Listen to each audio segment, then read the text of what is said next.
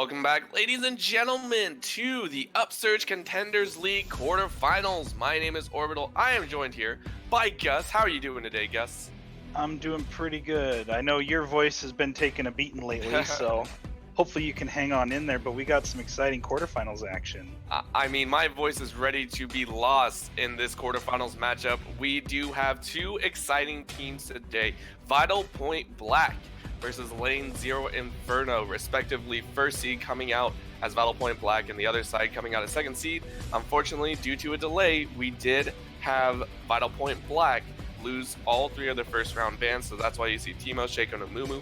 That was agreed on earlier in the lobby setup, so that is why those three are banned out. Meanwhile, Lane Zero Inferno have decided to ban out Rise, Kiana, and Yasuo on this brand new patch. Yeah, and all three of those champions, things that you would ban even before the preseason patch, but now you have new Conqueror. Rise is crazy with that.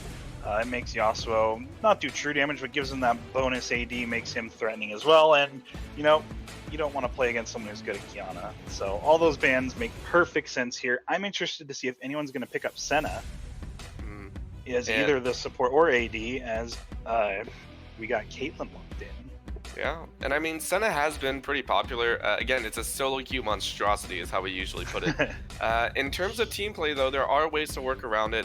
Coordinated play definitely sets her back quite a bit due to the fact that and there we go, do have it picked up on the first round. It does have some issues with coordinated play due to the fact that if she goes into her cloaking, she's not as fast as other ADCs generally, or supports.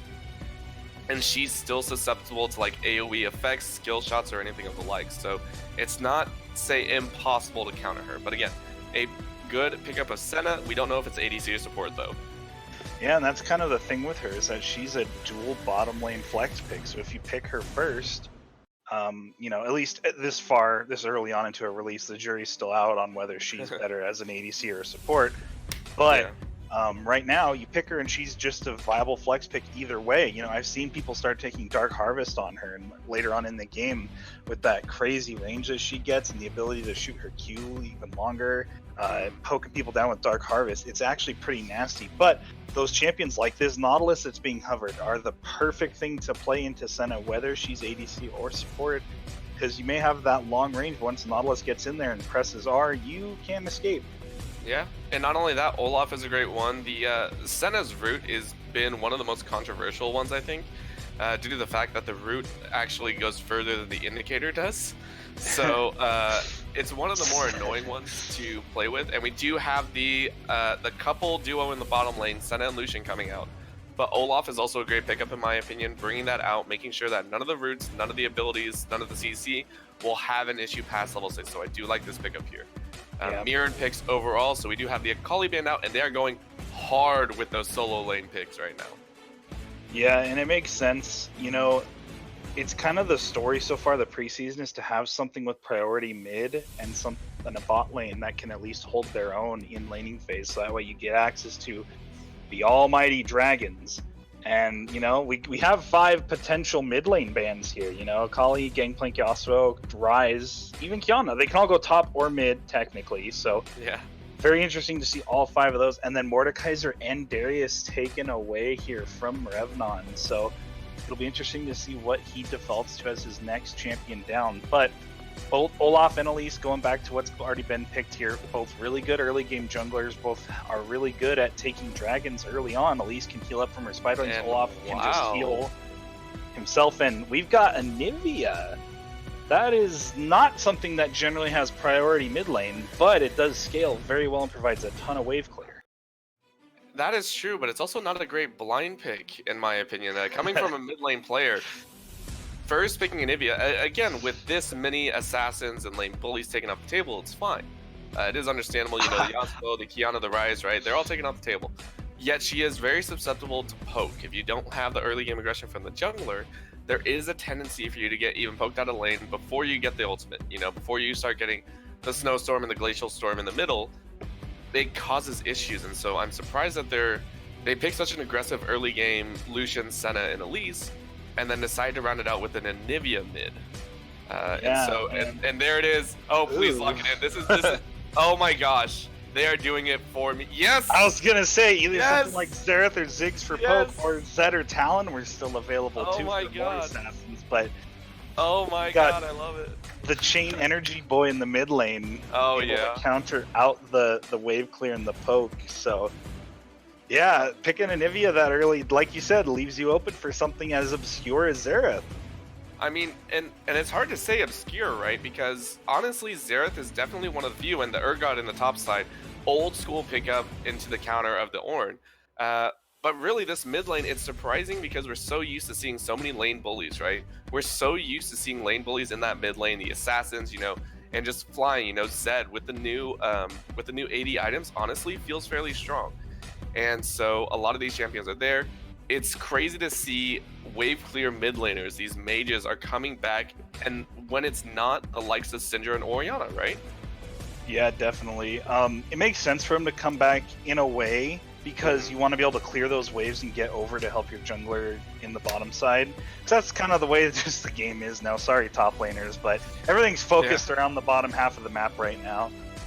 So either being on something that's an assassin and can roam down to help, or something that can just clear waves over and over at the drop of a hat and come help is very useful to have.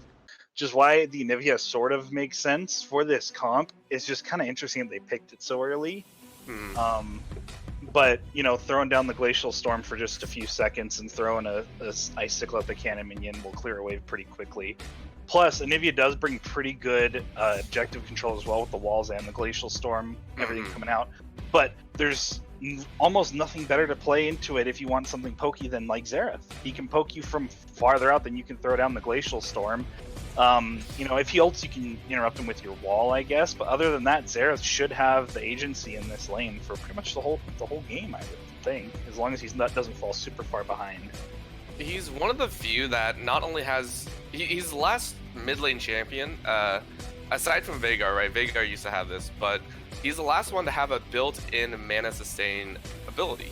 His passive on auto attacks every 12 seconds gives him mana back doubled if he hits a champion. So his mana sustain in lane is much higher, where previously, I believe it was hit about maybe mid-season to late into this past 2019 season, is they removed almost all functionality of mana regen off of most of the champions. So Sandra lost her passive, Veigar's passive got switched into the mana flow ban. So he's the last one to really be able to sustain through while outputting way more poke than other champions. So I'm excited to see what Optic Waffles is able to bring out with this champion in that mid lane. But again, also expect on Inferno's side, you got the Elise. You have that champion to pick off anyone you so decide. And I mean, when we're talking about control mages, they're also the most susceptible to getting those ganks. Yeah, I just thought of something. What if we're being bamboozled and it's Nautilus mid and Xerath support with the Caitlyn? I would cry. Nope, it's Optic Waffles. Optic Waffles picking up that Xerath, so. But I do love the adaptation. You know, Ornn and Urgot in that top side, it's a tried and true battle over the past, yet we've seen Urgot fall off and play lately. And so it's kind of crazy to see him back here when there's other viable picks like the Aatrox available in the top side, right? Yeah, definitely. You know, once Urgot got his W change that toggle, it was kind of fun for the first few, like the first week of that patch, and people just kind of dropped him. But now maybe with the new Conqueror and, you know, some of the picks in the top lane being changed to more of the Ornn and the Juggernauts and other tanks, maybe Urgot will see a bit of a resurgence here. And, you know, we might just go back to Urgot Aatrox meta, God forbid, but, you know, yeah, it'll be interesting to see. But, you know, between Olaf and Elise in the early game, I think it's about who gets the jump on the other one. Because if Elise ends up getting hit with an axe and she's in an awkward position where she can't repel over a wall or something, then Olaf can really just chase her down even through a cocoon just due to how strong the slow on Olaf's axes are. But post 6, it's going to be up to Anivia and her wall to stop Olaf from running into her team. So it'll be interesting to see if that's the reason why they picked this Anivia overall, was just to try and wall off the Olaf and stop the follow-up on the Ornn engage. But with Xerath and Caitlyn, it's so long range, it may not matter. Yeah, that's very true. And we do have to talk about this bottom lane, because this is a bottom lane that we've seen. You know, it was touted Lucian Senna, used to be Lucian Braum or Lucian Thresh, you know, but this is a heavy poke versus heavy engage right now. Caitlyn and Nautilus, it's a premier bot lane that we've seen over and over again. You know, Nautilus hooks in, Nautilus just says goodbye whoever. But this time with Senna in there, I mean, the poke is much heavier. Who do you think is coming out on top in this bottom lane matchup? I think it comes down to if the Caitlyn Nautilus can hit that level 2 and find a good hook onto either Lucian or Senna, they can definitely push the lane in a spot where they can shove it up under tower and do what Caitlyn is designed to do. However, if Nautilus has a hard time finding a good hook or a way to get in, I think the poke is going to end up winning out. Because imagine getting hit by both the Piercing Light and the Senna Q, which I think is Piercing Darkness, actually. So if you get hit by both those at the same time, and it's going to do a lot of damage, and it's going to heal up the other side with the Senna Q. So I think this bottom lane comes down to what Trinity on the Nautilus is going to be able to make happen, because it's going to be hard for Olaf to run into the Senna pre-6 because of that route, and Lucian, you know, one of the most mobile, if not the most mobile ADCs ever. So yeah, it's going to come down to Trinity and what he can accomplish, unless Light pulls off some sick triple reverse or triple cancel headshot plays and really zero someone out. All right, well, we'll have to definitely see as we get down to the last 20 seconds before we go into a commercial break. I do have to ask you, Gus, who are you putting your money on for this first game here? Is it going to be Vital Point Black, or is it going to be Lane 0 Inferno? I think Vital Point has an easier team comp to pilot with the Ornn ultimate with Xerath and Caitlyn. As long as they're not getting jumped on, they should be able to just siege on up and walk right on in. All right, well, there you go. We got one for Vital Point Black. You know what? I'll go for the other side. I'll give Lane 0 the benefit of the doubt. But as we do get underway for the quick intermission, I do want to talk about one of our amazing sponsors, Kono. If you are looking to take your game to the next level, it all starts with your peripherals. Things such as headsets, mice, keyboards, all those factor in when you want to be the top of the top, the best of the best. Kono works with the world's best designers, inventors, and makers to bring you the best that all your gaming peripherals can. So Kono have been such a huge supporter of us here at Upsurge, and have made generous contributions to our prize pools here. So if you are looking for a new keyboard, headset, or mouse, or any other peripheral, please check them out at kono.store. Kono, please go check them out. Again, we will be getting into game number 1 here very, very shortly between Vital Point Black and Lane 0 Inferno. Don't go anywhere. We'll be right back.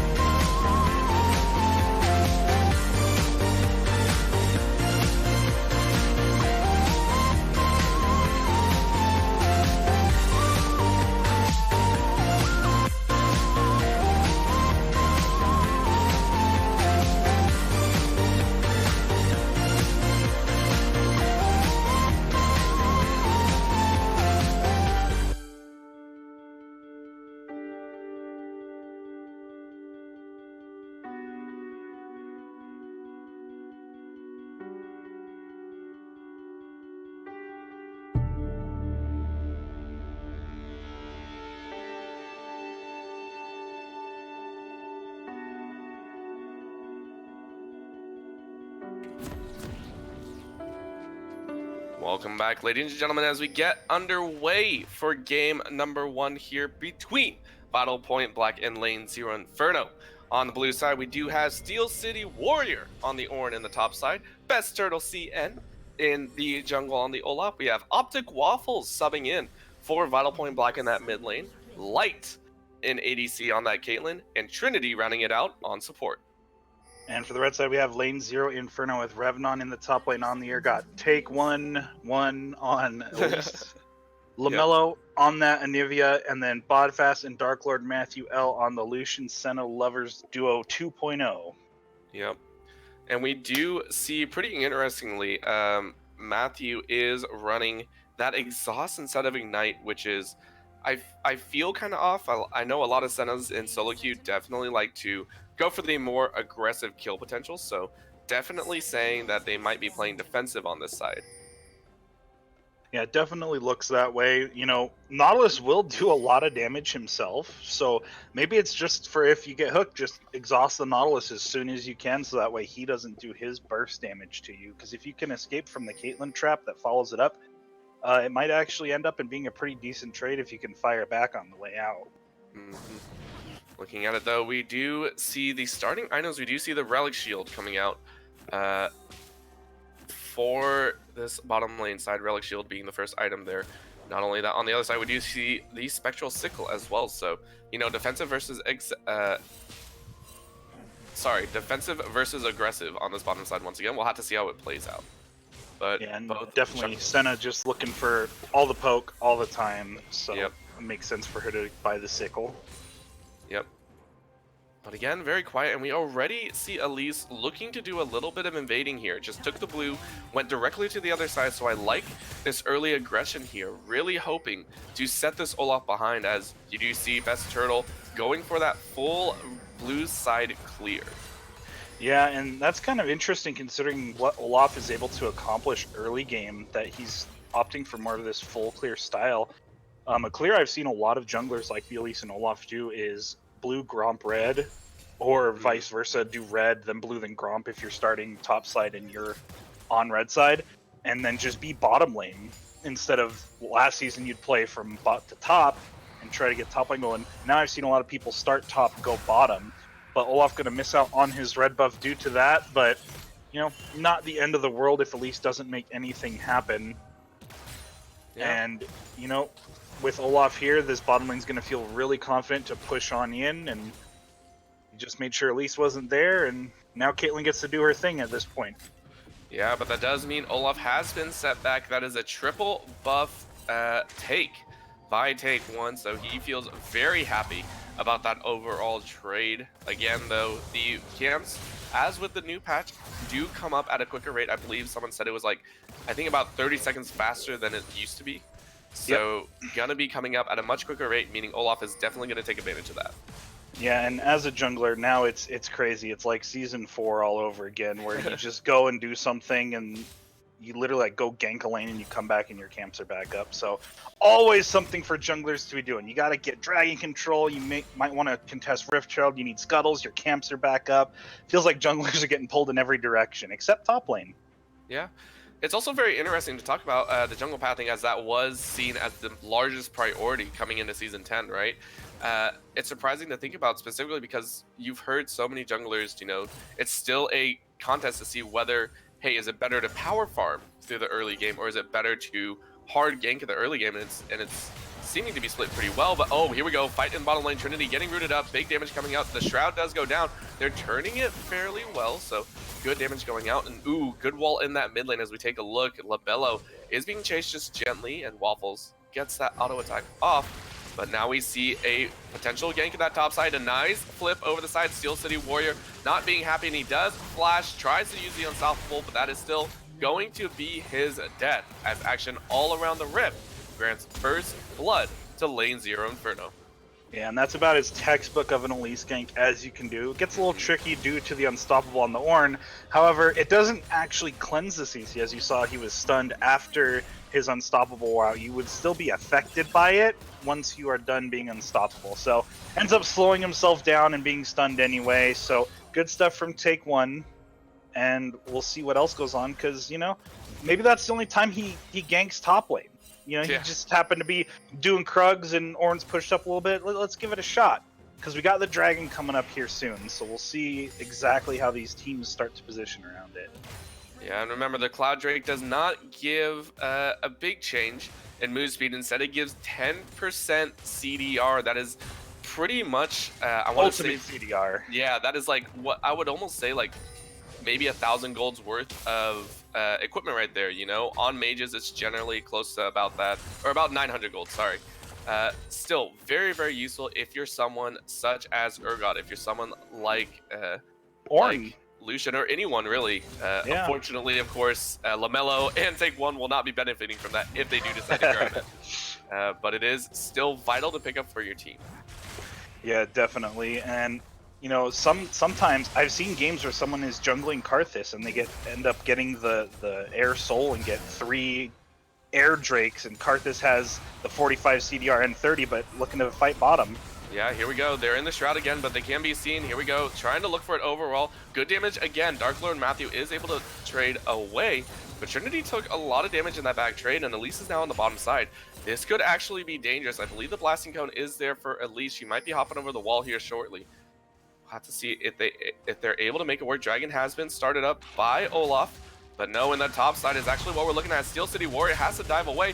Flash forward over that pause, and that is going to be Fear Beyond Death. I mean, the second kill of the game.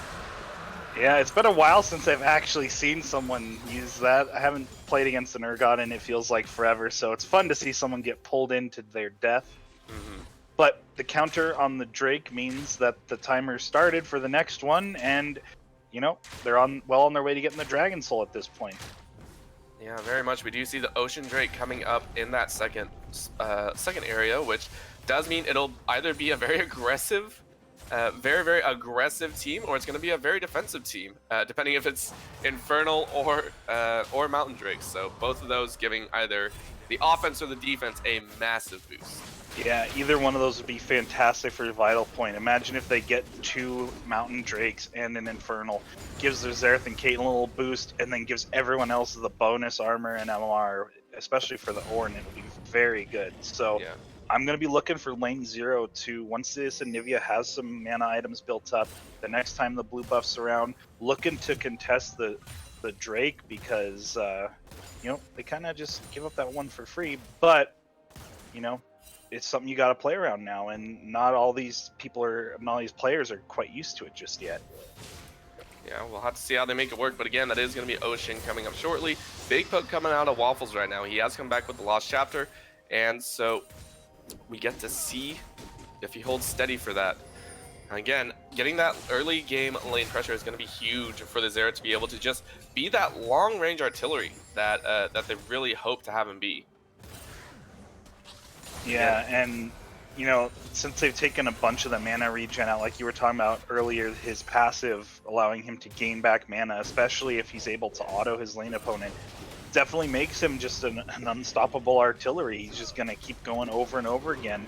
And I love it when Xeraths focus on clearing out the wave instead of just poking out their opponent, because it's another way to poke out their opponents, not through their health bar, but through their mana bar, especially a champion like Anivia. You see, she's already with the blue buff, with the tier, just trying to counter clear what Xerath is clearing. So it's another way to poke your opponent out, is just to force them to use their mana to push the wave. Otherwise, you can get a nice roam off and force them to back. Yep. A little bit of a root down on that bottom lane. Good damage once again, but here we go. In that top side, Steel City Warrior calls in the Forge God, but doesn't get the knockoff as he actually got stunned, and a big cross-piercing Dawn does help get that assist. That's going to be another kill right there, but here we go. A big death in that top side, and there is the global aggressiveness that we see from most Sennas. Yeah, and it's interesting that there's so much pressure being put on top here. Then again, getting Urgot ahead is never a bad thing, so interesting to see what he's going to be able to do. Leave it a flash stun! Yeah, flash stun in that mid lane, and Waffle says, thank you very much. I will try this. Here we go. Right at the arcane. It's dropped in. Oh, does flash away, but that's going to be the E, and then the last bit of lightning being called down to smite the bird. Yeah, and that's when the Rite of the Arcane is going on, you know, his cooldowns are still going down. So even if you dodge out, he can still pull off that last stun and that last Q just to finish you off. And LaMelo got burned through 2 health bars there. A little unfortunate. Yeah. And that is the power, though, the poking advantage. If you don't give proper respect to that, you lose your health bar extremely quickly. And it surprises a lot of people. You don't expect something like Zera to really hammer in that damage, but with how quickly he can spell reel a lot of that, it's just so dangerous. Here we go, calling in that mid lane. Coming around the side, Death Charge going out as well. Flash out has been made. Oh, good, a hook going in. It is not enough for Dark Matthew as he has to flash away. Heal is used as well. Bottom lane stays alive, but here we go. Counter engage coming in as Elise wants to hurry up in the front. She does have flash, but doesn't want to flash directly into Ragnarok, I don't think. Yeah, and, you know, even though she landed that cocoon, Best Turtle could have just sat and wait and see if she tried doing anything before using the Ragnarok. So just a good little engage, but it's not quite enough to pick up the kill, and that is how this Nautilus has to play, is he has to try to go in, get a quick engage off, and find the kill before all of the sustain from the Senna starts coming in, and the counter damage from the Lucian comes out. So thus far hasn't been successful in finding kills yet, but you know, his team is doing just fine, only down 200 gold right now. They have the Drake to their name, and this next Drake is coming up here soon, so I'm interested to see how these teams position. And I was interested to see if Light would rush Stormrazor or Infinity Edge, and he went with the Stormrazor. Yeah, he really did, and you know, looking to be a little bit more aggressive ever since the changes. The energized passes have been massive in a lot of these changes, just a lot of damage coming out from them, so we'll have to see if it works. Not only that, but with Stormrazor as a cocoon comes out. Oh, nice cleanse coming out, but not enough as damage was all that they needed. Ragnarok also popped as well. Looks like they really want to go for this as Take One has been caught out. Here we go, a nice cleansing miss, and this is a back and forth fight right now. Oh, flash out as LaMelo is getting popped on. Here comes the teleport coming all the way, but they're sitting in the storm of this red team. Here we go, Red Alert King used as well. Flash in place, Take One gets taken out. That's 2 kills for Optic Waffles, but here we go, Piercing Dawn is there, and that's the flash fear! Revnon says fear beyond death is real. He flashes over the wall, helps to secure another one. That's 3 for 2 so far in this fight. Optic Waffles looking like he wants to get another one. Dark Lord Matthew takes a huge chunk, but Bodas goes over the wall, and with a quick 1-2 punch, takes the 4th kill for the team. Yeah, and you lose the first Drake. What do you do for the second one? You bring everyone down and you win a fight over. Good for lane 0. They'll pick themselves up this Ocean Drake, which will prove very useful against this siege potential that Vital Point Black has. You know, it doesn't give you mana anymore, I do believe, or maybe that's just the soul. I'm not 100% sure on that. But having that health regen at the very minimum will definitely help against the Caitlyn and the Zerath, especially if they're able to try and set up siege, and we will have Mountain Rift. Yeah, it's going to be very, very interesting to see what they can do with all of that importance there. The Ocean, unfortunately, does just regen missing health per 5 seconds. No more mana, but it is still going to be fairly aggressive. But do remember that with the changes coming in here shortly, it does look like it is going to be Mountain Drake coming up. There is potential to get 4 Mountain Dragons, plus a soul on top of it. So this is going to be an incredibly tanky team. Whoever collects both the souls as well as the dragon, the 2 upcoming dragons.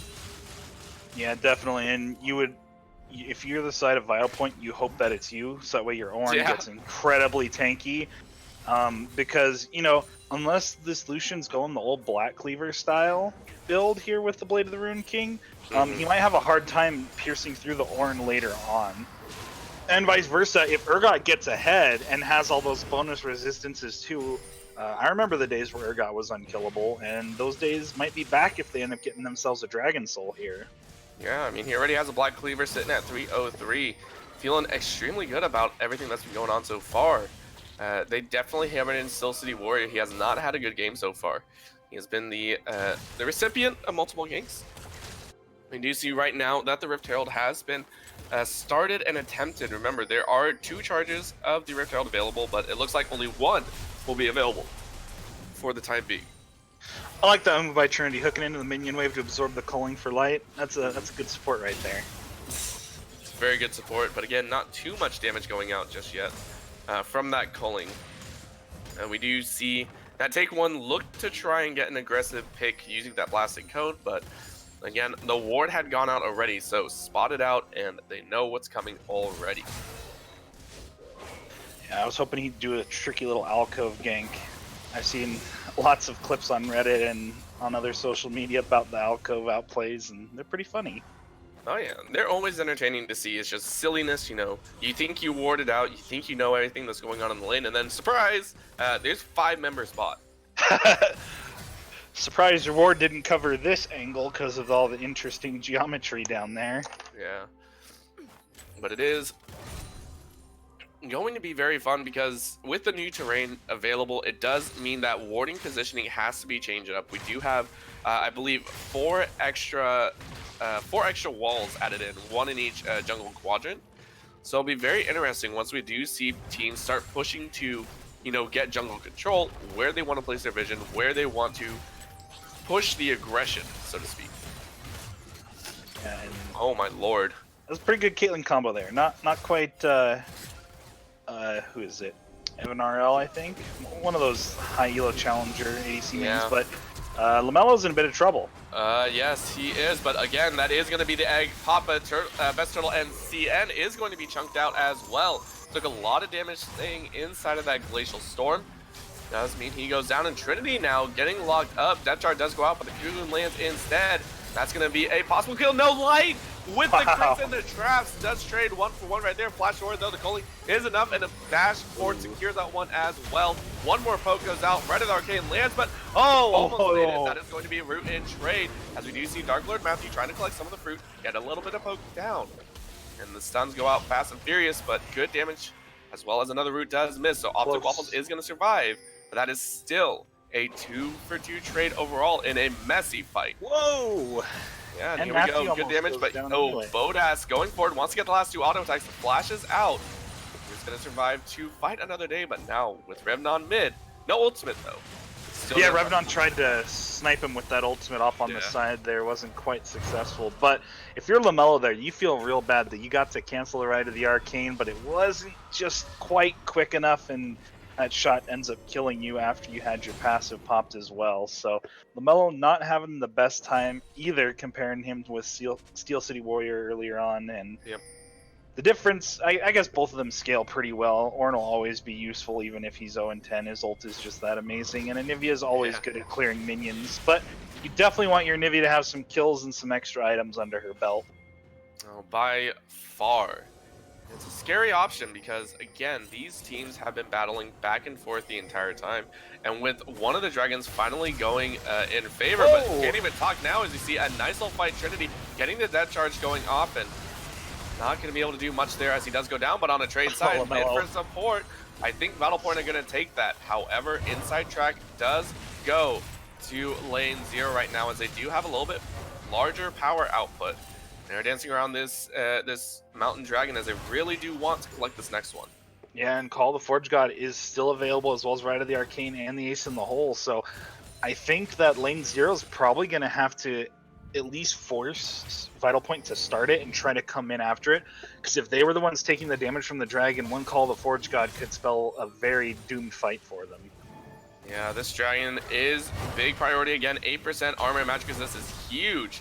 Good damage going out. Ooh, take one. Gets chunked out to about 50%. Heals up thanks to Senna. I don't think this is going to happen, as Ornn actually pushes up that mid lane. Might get a free tower for it. He does. Good flash forward. Does land, but Clem. Oh, no! Boom! Goes the dynamite as the big damage comes out in a big fight. Everyone is scattering. We're seeing Battle Point have to run for their lives. Health bars are super low. That is going to be a catch as Ornn goes down as well. LaMelo picking that up with the last little stun at the end. Big little chunk. Bodas going all the way out. Right of the Arcane use. Doesn't collect that kill, I don't think. Hard to hit something that you can't see right there. Almost lands it. But again, health bars are extremely low. Good stun goes out in that mid lane, but look at the health bars on the bottom side. Trinity, Light, and Best Turtle have to run away. So it does look like second Mountain Dragon is going to go over to not Vital Point, lane 0 Inferno. That is going to be 16 total armor and magic assist. Revnon is going to be a force to be reckoned with. Yeah, it seems that way. It looks like they're going to group up and try to contest it yet again, even though their health bars are kind of low. Take One's already back after dying, and Best Turtle still has Ragnarok if he really wants to go for it. It's a very big possibility, but I don't think they're going to try.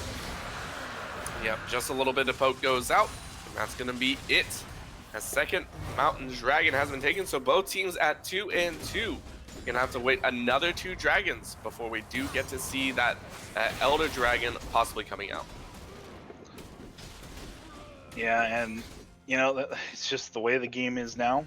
It's these big dragon fights, and the fight was really close considering the kill difference here. You see a 5 kill difference, but it's only 700 gold difference overall. So, you know, these fights are still really close, and the Call of the Forge God ended up being blocked.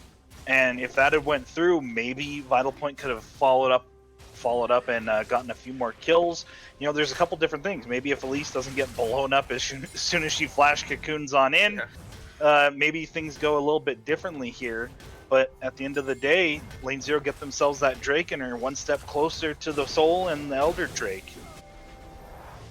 Yeah, definitely. And I'm excited to see what they can attempt to do, because again, we had seen it earlier. We had seen them attempt to go a little bit more aggressive, and both teams are really jockeying for position right now. You do see the ward coverage mostly around the dragon, meaning this top side is fairly open as Lane Zero are looking to apply their pressure that they had acquired early game to try and start, you know, getting some openings on the side of blue team.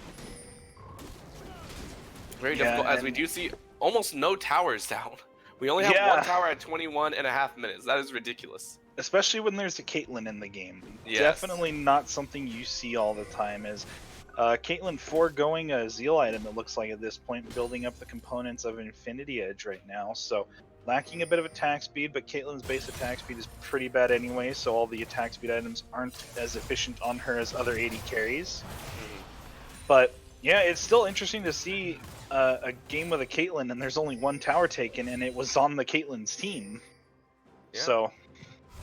And to be fair, that also goes into the fact that this bottom lane, Bodas and Dark Lord Matthew, they have a combined 6-0-9 between the two of them. They have been on fire, even though they haven't had as much pressure as, say, top lane, in my opinion, right?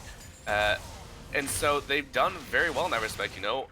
Best Turtle had been down bot, I think, 2 or 3 times and really forced them out. And yet they've held their own. They've kept in the CS advantage. They kept even, I should say. We do see the Black Cleaver coming out of Bodas right now. He did go for the Ninja Tabis as well. So very much a break the health bars and break the armored up team kind of build right there. Yeah, and with all of the bonus armor and MR that comes out, Black Cleaver becomes very, very gold efficient because it is percentage armor shred.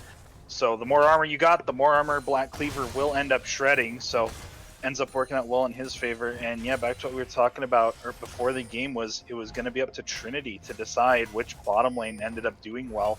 And while he did get a couple good hooks off in lane, it never ended up amounting to a kill, and that allowed the Lucian Senna lane to overcome the Caitlyn. So yeah, it's a big win for them, as that does take out the primary firepower. But here we go, Steel City Warrior is getting ganked up in this bottom lane, but too many tower shots were actually taken, and take one is a little bit too weak right now. Revnon did attempt, and Steel City Warrior, you okay, buddy? That's unfortunate. You know, you kind of actually have to, you know, headbutt the ram as well. It's a little different there. But missed the ultimate, and he missed the ward too. So yeah. 0 for 2. 0 for 2. Unfortunate there, but again, that does grant tower to Lane Zero Inferno. And I mean, the missed ultimates here, right? Because I don't think we've actually seen the Call of the Forge God connect just yet from Steel City Warrior. Whether or not that's based on the fact that, you know, Lane Zero have definitely applied pressure, they know how to stop it. It is cause for concern, because they kind of blind picked this champion, right? They said, okay, this is a champion that we want to play. Should it worry them that it almost feels they're fighting at half mast, considering they never get this big game-changing ultimate out of it? Yeah, at least not yet. But it only takes one, and that's the thing. That's why Ornn is so powerful, is it takes one ultimate in the last fight of the game to win the entire game. And so, you know, even though he hasn't had a good one just yet, there's still always the opportunity. But we've got our next dragon coming up here soon, so jockeying for position. Yeah, and here we go. Good little poke coming out, and you can see the ward coverage coming out from Lane Zero. They're fully prioritizing this dragon, or this Baron, and ooh, take one again, going that safer route, went for the Zanya's pick as well. No health inner health bar right now, as that is going to be Dragon Force around. That take one is not going to be healthy for this Dragon engage. Yeah, definitely not. He's probably just going to be around just to try and go in and smite it, or just try to pick people off, but I think the Dragon's gone. Yeah, that's going to be the massive Dragon that they hope to have, as it is going to be 3 Dragons, I believe, for the side of this Vital Point Black group. However, they do look to also clear out this Baron, and this could be a problem, as they are a little bit split. Yeah, and I think Baron buff is something, or Baron in general, something that teams aren't going to. It's not the game-ending thing it used to be. As Cleanse comes out. Optic Waffle's in a little bit of a bad spot, but that was a big burst of damage, and once again, take one taken out of this fight. Good damage going down, but nice stun in that middle as well. Matthew picks that one up. Call the Forge God does land onto one, but that doesn't matter as the deaths have been made. That is going to be Vital Point in Black having to back away from this fight. Feels so bad, man. Yeah, the siege on the tower is going to continue. That's another. I have to stop you there, because that was a disgusting combo as the tower went down.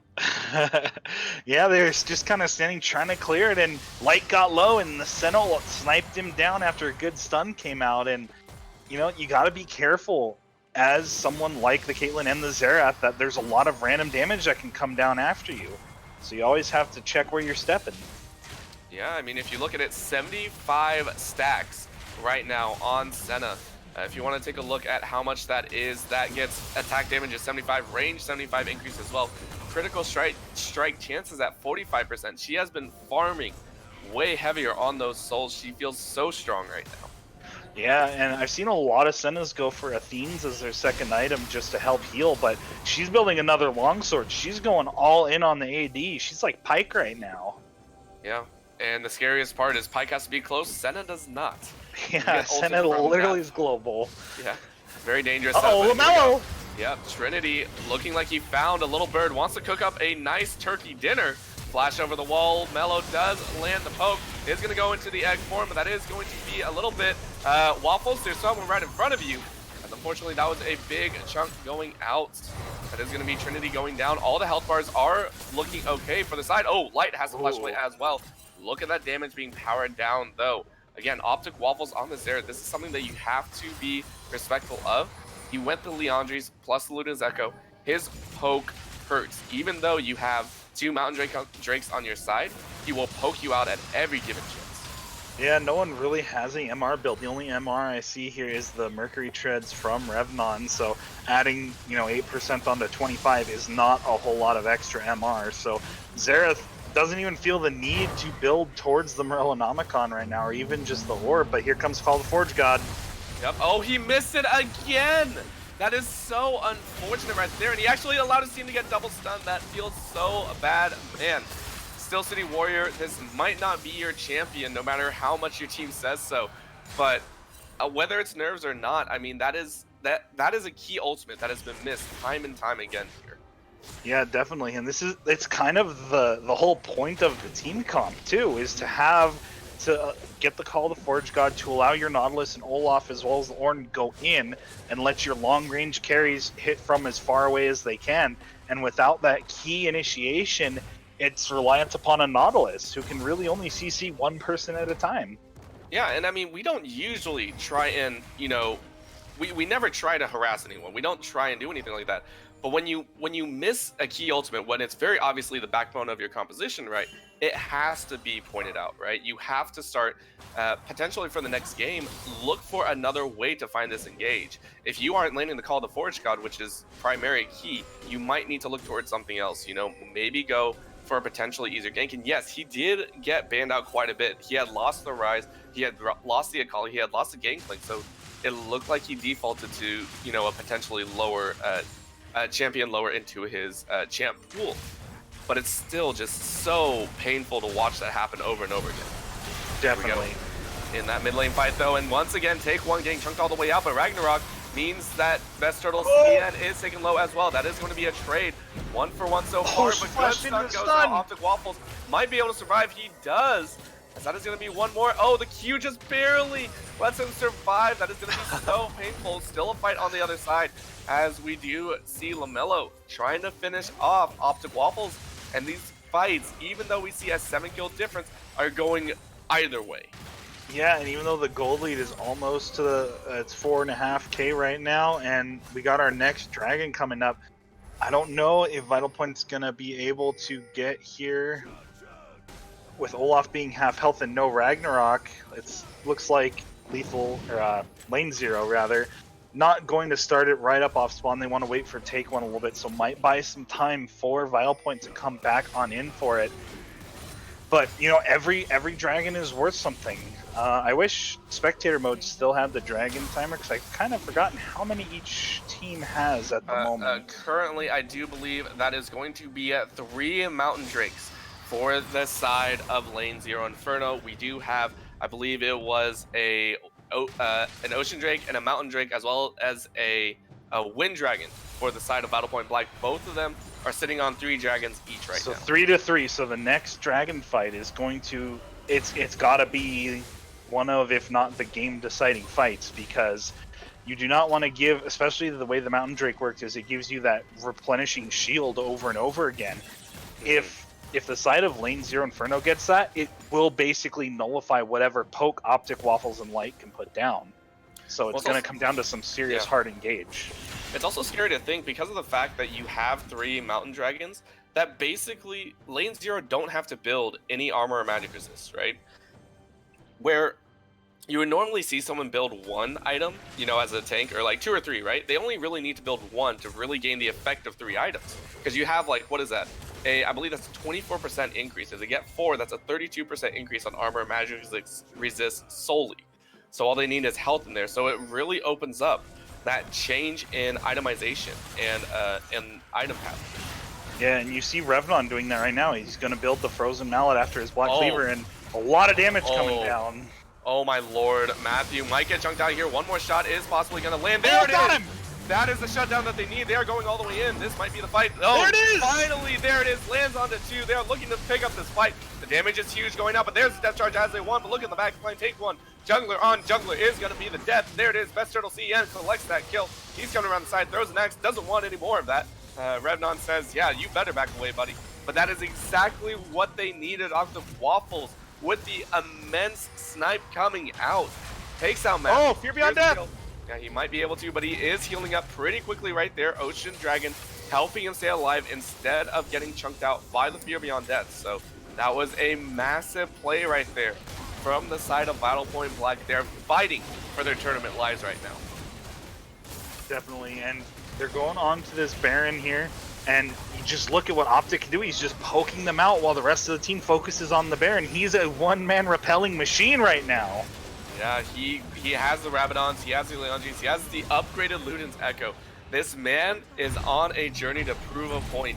We finally see the first shred of extra magic resist coming out of take 1. We do see Revnon, he did have the Merc Treads, but that was it. No one else built any magic resist, I don't think, except for take 1. So that means that he is just absolutely dominating this game right now in terms of poke output. Yeah, definitely. And even Elise is going to build what looks like to be Banshee's Veil. And, you know, it's some MR, but I don't think it's going to be enough for her to not get blown up if Xerath catches her. If he's able to break the Banshee's Veil and stun her, I think Elise will still end up being in a pretty big world of hurt, as Xerath did pick up the orb there for that little bit of base magic penetration. Since he noticed no one's building anything, I really don't need Void Staff, at least not until like Urgot builds Spirit Visage or something.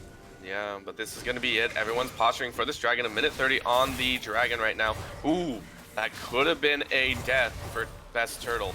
If that had landed, we do see them posturing around here. And I like the aggressiveness, because whoever gets this gets the Dragon Soul. It is a big dragon, so they want to set up Vision a little bit earlier. Definitely, and you see that Lane Zero does have the control ward on the pit itself right now, and Anivia doesn't do a ton to the Baron minions, but will still slow them down and allow the rest of the team to whittle them down. Yeah, we do see big damage coming out. Ace in the Hole is used to try and lay down some extra poke You see the QSS use it as well. Uh-oh. Steel City Warrior tries to knock his way back out. He does break the wall, but that still means his death. As Fear Beyond Death collects the giant tank. That vital point we're hoping to have. That was a big pickup for them right there, but still, the poke continues. Baron buff still on for a few more minutes. Yeah, and one thing is Baron buff only lasts for 3 minutes now, so it's shorter duration, and you know, they're looking like they're gonna reset right before this dragon, try to use the quick recall, but good idea to stop the backs, but a lot of damage coming down. A lot of damage is right as Best Turtle CN goes down, as well as Light, as that recall was unfortunately timed.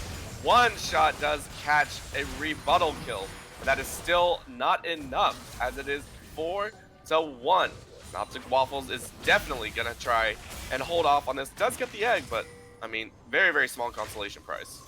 Yeah, and it looks like Lane Zero will end up getting the inhibitor as well as the Dragon Soul, unless something horrifically wrong happens. Yeah. And there it is, Call the Forge God does miss as well, but an inhibitor goes down. And I mean, that was just an unfortunate series of events for Vital Point Black.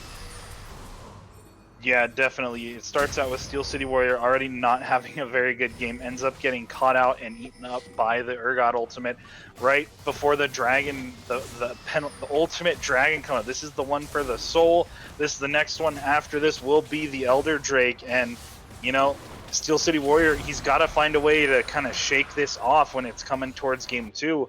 Because, you know, after having a game like this where you can't land the linchpin ultimate of your team comp and going 0-6-1 in a game at this point, it's got to be rough, and he's got to have the mental fortitude to come back in game 2 and make sure that he plays as well as he can. Yeah, I just want to point this out. I've never had this because I've never seen it, but the side of Lane Zero Inferno have all 4 Mountain Dragons. I've never seen a team pull off a 4-dragon comeback after losing the first 2. That is almost unheard of to me. Especially when they're against Xerath and Caitlyn, who both scale pretty well too. Yeah, it is a fantastic achievement to see them be able to fight their way through this mid-game. And again, yes, they had the early aggression, they had multiple kills in the early game, right? But still, gating 4 dragons after losing the first 2 is no easy task. Massive win for them. They're feeling very good about themselves. Their Lucian is still 7-0-5. He's now, looks like he's building that Hexdrinker going into a Maw, which means that, again, he's not going to have a massive amount of shred, but again, Black Cleaver might be all that he needs for that. Yeah, it looks like he's going to go Maw and potentially IE as his last item with that Essence Reaver there, so we'll see if the game even gets that far at this point, because generally Dragon Soul ends up being the deciding factor. They may want to wait for this Elder Drake or maybe the next Baron before they try and do something, because they do have a bit of a hard time pushing into the power of Xerath and Caitlyn that can just keep pushing waves over and over, as we see here. But I think one last fight is all it's going to take, either side, especially if it's the Elder Drake, because, you know, the Elder Drake with its execute will always... Yeah, will always do its thing. Yeah, it definitely will, but there we go. A nice little find there, and LaMelo is the one caught in the center for it as he gets blown up, chunked out, deleted off the map. But that does mean Bodas on that top side is going to collect that tower. That's going to be 2 towers for a kill. Not sure if that's what they want, but hey, they'll take gold where they can get it. Yeah, definitely. But another tower going down, and now we're getting ever closer to the Baron coming up. Just 20 seconds on this Baron. They can try to contest it if they really decide they need to. Some people have been saying that Baron kind of feels useless compared to what the Dragons offer, because it only lasts for 3 minutes now, and you know, everyone is so strong at this point in the game that even the Baron minions don't really do a whole lot. So it'll be interesting to see where the priorities are, if they'll just pick it up as a consolation prize, if they'll even contest it. Yeah, I mean, I think it's a fairly standard pick to try and get. I mean, always remember, they do stack on top of each other. That mechanic is still in the game. Once you collect the first one, the second one is exponentially stronger. So collecting that few is going to be a nice little consolation prize, compensation for their time that they've been pushed under. We are cresting that 40-minute mark, about 20 seconds away. So whoever's running Gathering Storm is going to be getting about, I want to say, 48 to 84, or 64, sorry, extra AP or a little extra AD as well. This is the point where they need to make or break the game here if Final Point Black want to take this first game. So we do go into a short pause. We will be right back in the game here. Very sorry about that. We do have that pause underway, but again, here we go. And take one, honestly, at this point is still looking fairly weak. Yes, he has a Banshee's Veil, but it might not be enough. Definitely. He just has the Banshee's Veil and the Zanyas. He's not going to be popping people. He's basically a cocoon bot, and then whatever miscellaneous damage he can throw out may help out Bodast or Matthew or LaMelo to finish someone off or allow Revenant to snipe someone. But he is definitely very, very behind at this point, and the fact that he's only one level down is actually very impressive to me because the slingshot mechanics in the jungle are way less than they used to be, so it's really easy to get a level lead now and to maintain it. Yeah, but here we go. Nice stun goes out. Good little damage. And honestly, with the inhibitor coming back up, Light getting chunked out heavily right now. That might be the kill. No, barely survives right there. And that could have been the game ender right there. Honestly, that could have very much been the game ender. Yeah, definitely. Even still, without Caitlyn being here, she's going to have to walk all the way to the fountain. We got Urgot teleporting, and they're going to go for this Baron. And with Anivia at this point in the game, she's just going to keep the Glacial Storm on, and it's just going to fall pretty quickly. Yeah, that's going to be huge. And I mean, you're looking at it, that's going to be Baron going down unless they choose not to. It is going to be a little bit difficult to finish up. They might get it. Yeah, there it is. That is going to be Infernal being taken down. And now they have everything that they need to even collect the Elder Dragon. As we do see a flash over the wall, that might be Revenant's first mistake of the game. Here we go, Call of the Forge God has landed only on one though. Rest of the team is following in, and that's going to be big chunks coming out from the side of lane 0 as they melt through the health bars of Final Point Black. They say, thank you very much. We'll take the Baron, we'll take the kills, and we'll take your base in the resounding fight. Yeah, if they get another kill here, it might just be the actual end of the game here. Even if not, they still might try to push in for the win right here with the Baron buff. And here they go. The final push begins. Yeah, I mean, is it really a push when they're just decimating the towers like this? There is no chance. And in such a dominating early and a strong mid take, or not so dominating, but again, with a beautiful recovery for Mountain Dragons and a Mountain Dragon Soul, they claim game number 1 and push Final Point Black into a possible out of this quarterfinals match. Definitely, and you know, like we said before, we're not trying to harp on Steel City Warrior at all. He did have himself not that fantastic of a game, but when your team comp relies on something like the Call of the Forge God, and you know, I think he only landed 1 or 2 multiple person ultimates that entire game. That last one where he hit up Revenant, he probably could have tried to shoot it at the other people just off to the right and maybe tried to help his team find a fight that way. But when your team comp relies on an ability like that, you really need to make sure that you can land it because, you know, Optic Waffles did a ton of damage. If people are held down for him to hit everyone with a Q and a W, that is a massive amount of damage that can be had. And I think that's what the team comp was designed for. And unfortunately, they weren't able to follow through on it. Yeah, and I mean, to give you an idea of how much damage occurred, if we're able to look at the damage charts real quick of output, Oh, wow. I want to put out Xerath did 55,000 damage total. Now, granted, that's a Leandri's onto an Urgot and a team that is fully stacked up with Mountain Dragons. That is still no easy task to commit, right? The next closest was Lucian at just about 25,000 damage. If this side of Vital Point Black can gently work around that aspect, you know, try and work with Waffles and, you know, follow up on the poke or allow him to siege down, they have potential to be able to come back in this series. But currently, they need to find a little bit better composition to work with if they want to take game number 2. Definitely. But they are the first seed out of their group. I'm sure they faced adversity during their games throughout the season. So I'm interested to see what they'll come back with because as a first seed team, I can almost guarantee they won't go down without a fight. No, not at all. That game was a slaughter back and forth, and we'll have to see if they can make it work in game number 2. We will be right back with game number 2 between Battle Point Black and Lane 0 Inferno. Don't go anywhere.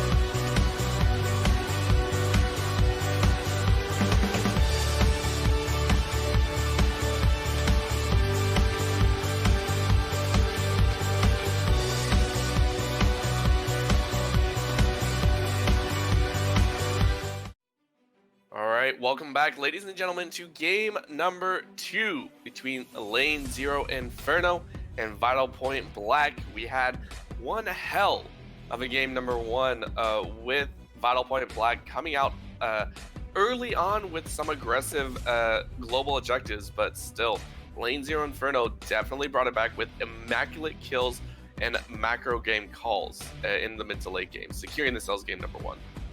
Definitely, they got all 4 Drakes of the same kind, which means 2 Drakes are already taken, and then they got all the Mountain Drakes that they could, and they probably would have gotten an Elder Drake had the game not ended when it did as well. So I'm interested to see what adaptations that Vital Point can make here, because there were definitely some things that went wrong for them in game number 1, and they have a really good shot right here to come back in this series as long as they execute well.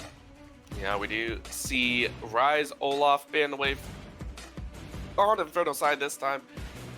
This time around, Vital Point Black do have all of their bans available, so Caitlyn, Senna, and Urgot taken off. So 2 of the, or actually I believe that is actually 4 out of the 10 champions from last game banned away, and Inferno say, all right, you left it up, we will take this power pick away. Yep, Qiyana still very fun to play against as a mid laner. Play against or play like with? Because I hate playing against Qiyana's. Like yeah, just a little bit of a joke. Definitely, fun champ to play against. Shows up, half your health, gets ulted into a wall, gets a reset on her execute damage, and executes you for a second time to kill you. Yeah. But she is a bit of a flex pick. We have seen people play her top lane in solo queue. It's not something I've seen in competitive just yet, but jungle and mid are definitely 2 big time positions for her in competitive play. And we have Gragas Xayah on the other side, so very standard meta things right here. Yeah, very much so. Again, though, I am interested to see what they will choose to take against that Qiyana. Even then, it is possible, I believe, to even take it into the jungle at points. I don't know how popular that one still is, but the Xayah being picked up does mean Inferno do have to choose, do they want to let the Rakan go through or not? And they do pick up the Jhin, so giving themselves a little bit more long-range poke once again. Yeah, the Jhin pick is definitely something that can work really well, especially without big beefy tanks going on. But Janna is something I've heard rumblings that the Enchanter meta is coming back in the bottom lane. So I guess we're getting a little bit of a sneak peek right here with Janna coming in. But Janna Jhin, she gives Jhin a bunch of extra AD, can chase people down and set them up for roots and hold them in with tornadoes into his ultimate and things of that nature. So a pretty solid bot lane here, should be pretty okay in lane.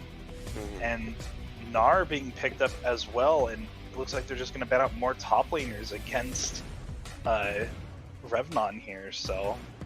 Yeah, I mean, they tried last time a little bit, or they didn't have the opportunity last time, but this time picking up Gnar early, giving themselves, a little bit of a flex pick there. Banning out the Mordekaiser, possibly banning out Owen as well. Just don't let that champion go into the hands of Revno.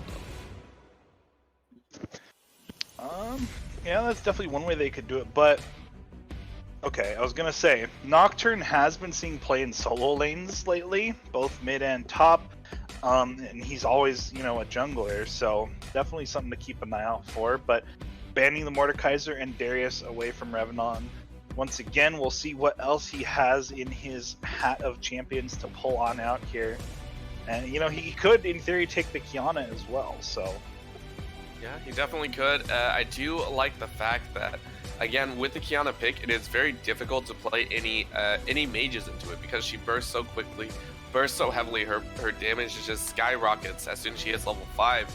Now, honestly, Xerath is not a viable pick right now, so again, very good job on lane 0 to pick up that champion and negate any potential for, a control mage in that mid lane.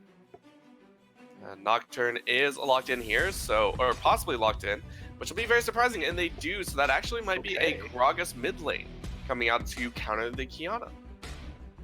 Yeah, or the solo lane Nocturne has been a thing, as I alluded to earlier, so that could potentially be a thing as well, and Gragas could also be support if they really wanted to get fancy. I don't know how good Gragas support is into Janna, though. That kind of sounds like a nightmare.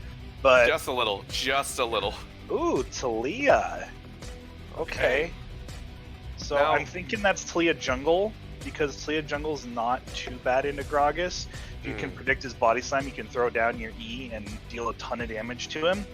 And That is true, you know, if she's not roaming on time with him, she can Oh! ult to follow him. But Oh! we got the big rock in the top lane this time. Oh man, that is a team and a half. And the reason I say this also is I'm really curious, right? Because I've seen Inklings online, and I was just thinking about this when Talia was locked in. If Talia ults and Kiana ults as well, I believe you can connect a full chain throughout the entirety of the jungle. Yep. If you play it right, they could do a full jungle stun It is underneath that Gragas entire supported. thing. Yeah, it looks like it. So that is surprising, although I do like the idea because both Jhin and Janna are considered immobile bot laners. You know, if you throw out the exploding cast, you're gonna have a great time. Definitely. Or if it lands at least.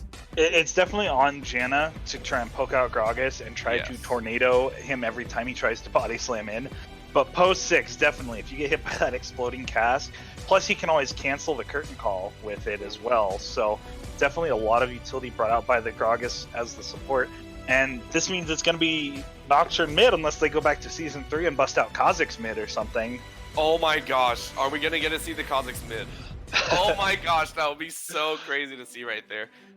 Solely because I feel it might not be terribly awful. With how often Kiana jumps in and out of minion range, if you get that isolation down, she's actually fairly squishy. It's not hard to actually damage her, it's just with how quickly she dashes, it's very painful. So that might be a pocket pick that they're hoping Trinity can pick up here. Yeah, nope. Looks like it's just going to be Kha'Zix jungle. His best turtle locks in. They can still trade. And what? Okay, Kiana jungle, Talia mid. Okay. Oh, this is way worse now for the side of Vital Point Black now. Oh man. Yeah. Oh, no. I mean, Talia mid is still doable. A lot of people liked it until Lissandra last season when she was really strong. But other than that, you know, it's really just people who used to play her and are just really comfortable on her that like to play her. That's true. Because she doesn't do AoE to the creeps anymore. They nerfed her jungle clear as well. People will still play her jungle too, but she's just she's honestly kind of Olaf right now. She kind of is, but again, with the fact that she's going up against a melee mid laner, she's gonna have a much easier time dealing with this, I feel. It's true. I do also really like the combo of the Talia Kiana better with Kiana as the jungler, because Talia is kind of like Twisted Fate, where she's mid and she can roam top or bot real quick. But she brings a wall for Kiana to ult into. So having Kiana be the jungler lets her be anywhere on the map, and Talia can just ult to follow her and set that combo up. So I actually do like it. It's just, you know, I've seen people play Nocturne mid and do crazy things, and it's kind of sounds scary to play Talia into Nocturne mid, honestly. It really is, and I mean there's pros and cons to each one, right? And we see a massive power difference in terms of how it's probably going to be played. You know, bot lane, they might get poked out a little bit unless Janna is very good at disengaging. Once level 6 hits, expect Nocturne and Kha'Zix to be ganking every single lane. And in that top side as well, we really do have to look there, because last time Revdon did an amazing job with, I think it was just one game from gank from take 1. Steel City Warrior never saw the light of day for the rest of the game, it felt. Yeah, definitely. And, you know, we're looking for Steel City Warrior to have a redemption game for himself after what happened in game 1. So, you know, he's definitely playing a champion that can accomplish it. Something else with a pretty big teamfight changing ultimate, but something with a little bit... I mean, Ornn's not bad in lane, but something Gnar is, you know, considered to be the lane bully. So we'll see if he's able to pull that off. And, you know, I think Kha'Zix is low-key one of the strongest junglers right now, not only because his clear is pretty good, especially he can do the quick level 3 clear of all the single target camps, but he can do dragon really quickly too. He's one of those champions that can actually solo the Drake if people aren't paying attention, so you have to keep an eye on that. Yeah, we definitely have to see, but again, getting into this, I do have to ask your opinion, my man. Who do you think is going to take game number 2? I do think that Lane Zero's comp can be extremely powerful, but they have to execute it correctly. You know, the Talia wall and the Kiana ultimate need to be in sync. Otherwise, it's a pretty standard team comp of just Malphite going in and knocking people around. But on the side of Vital Point, 4 out of their 5 champions are pretty just meta, just do their thing, and then you have Nocturne mid, whose whole objective is to clear waves and go be scary. Yeah. So I kind of like Vital Point Black's team comp better, and I'm thinking that since they're the first seed, they're not just going to bow down without a fight, so I'm expecting good things from them. All right, well, we'll definitely have to see if they are able to pull out a win here and force it into game number 3, or if we're going to see a 2-0 sweep. But with that, we do want to go and talk about one of our other great sponsors, Midwest Esports. Midwest Esports has been around for many years, starting as a small student group out of Wichita State University. Since then, Midwest Esports has grown to be a veteran organizer to tournaments and events throughout the U.S. They host tournaments for games like League of Legends, Rocket League, as well as Overwatch. For more information, check them out at MidwestEsports.com. Again, we are getting into game number 2 here between Vital Point Black and Lane Zero Inferno. Don't go anywhere. We'll be right back.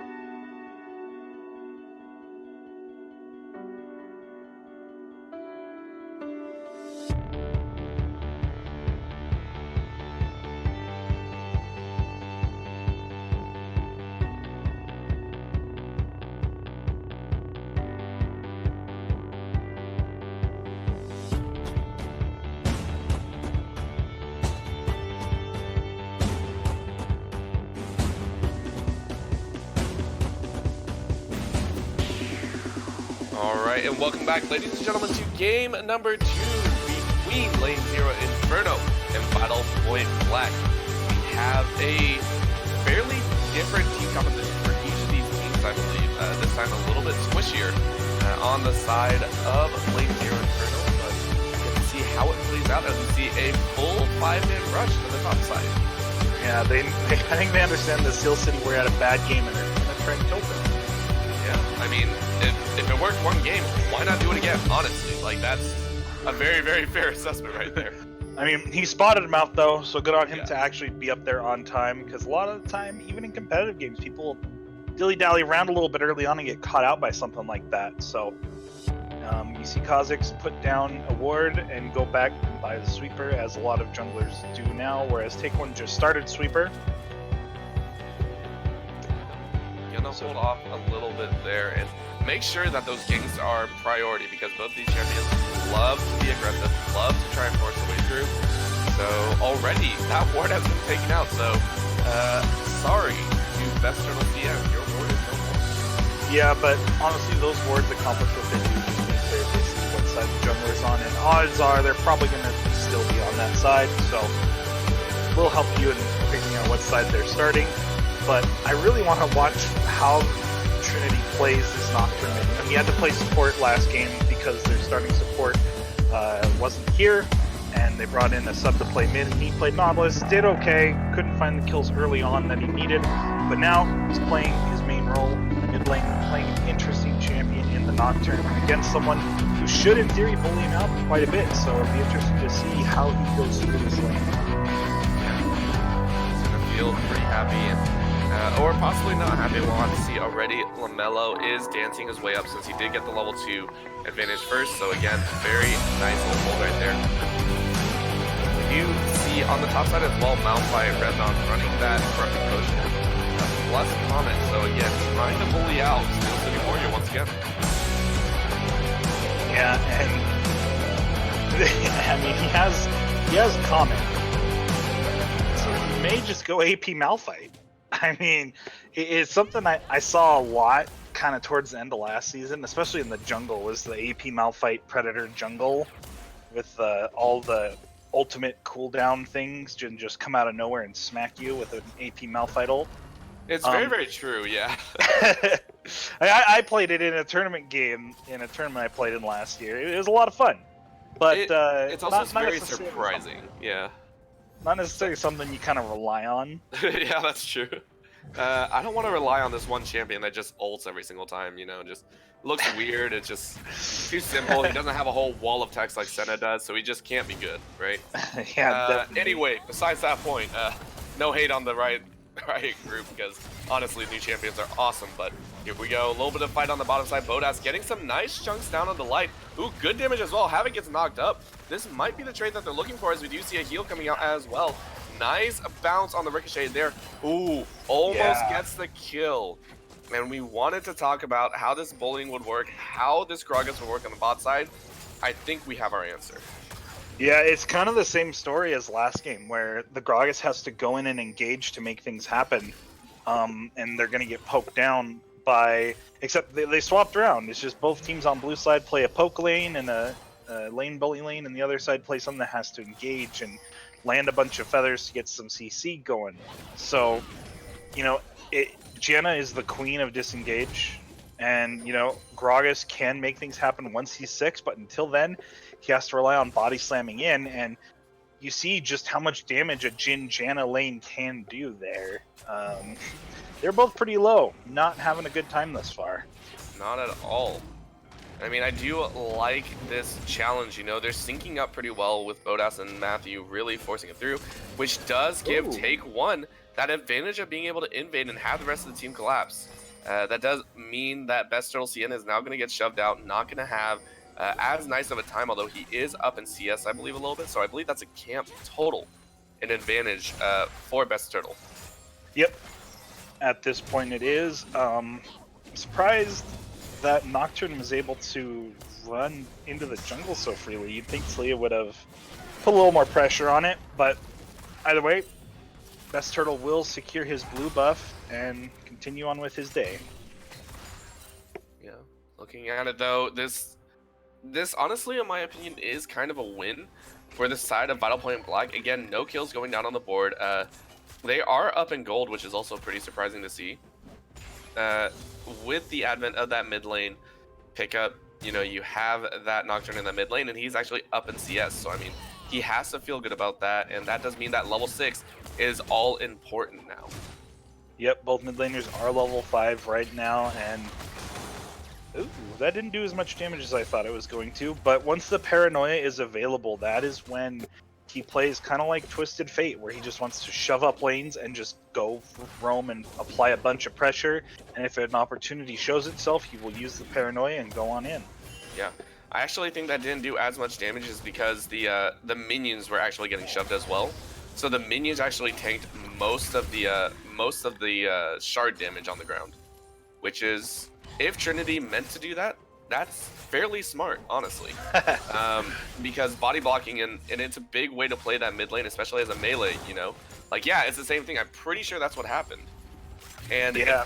if he's actually mitigating damage through that, like actually standing in the minion wave and doing that constantly, that's a big brain move. I'm going to give him that. That's a pretty big brain move. Yeah, it's definitely some good micromanaging there of the lane state. Something that LS would probably be pretty proud of. Unless that's just normal, and then that shows that I'm a plat player, and that's just like, you know, normal for diamond and above. But again, mitigating damage in that early stage is going to drastically help Trinity's aggressiveness. And I can't wait to see what he and Best Turtle CN are able to output. As you do see, Best Turtle, I think he tried for the Gromp a little bit early. You actually see him blinking on about, I think, 80 health is what he had. So he was very close to dying there, and Gromp would have had first blood, which would have been great. Lord Gromp strikes again. But yeah, now we see Trinity has the Tiamat shoved up the wave. With the Tiamat can shove a wave pretty instantly with just one Duskbringer and a couple autos and the Tiamat active. And now he's roaming bot. He has the Paranoia available. I don't see any pings, so hopefully in comms they're going, hey, oh, there's pings. He's going, hey, Nocturne's missing. Be careful. Yeah. He's gonna ult someone. Be careful. But I'm interested that neither jungler's going for the dragon yet. I mean, Best Turtle didn't end up getting the Gromp, so he's a little bit behind just being 5. When he's 6, he definitely can solo the dragon with the Q evolve because he gets that extra CDR on the Q. And at that point, it'll be good. I don't know about Kiana soloing dragon. It'll take a little while longer. She does get the bonus damage on her autos when her W is enchanted. But other than that, it does take her a little while until she has some items. And you see just all these pings coming down. As soon as Nocturne shoves a wave and leaves, everyone's got to be on high alert because you never know where that Paranoia is going to hit you from. Yeah, and with the increase in the timer, you know, it's been there for a while. But again, 8 seconds of pure darkness is a terrifying thing. You don't get any of your wards, you get 0 vision. That also means if Paranoia goes down, Revdon has 0 wards to teleport to. He has nothing. So they have to be on their point if they want to make sure Revdon's available for this, right? So it's a dangerous, daunting task right now, but again, wins all around. Even though he's level 6, he hasn't been able to ult anywhere, which is a big loss, I think, for Vital Point Black.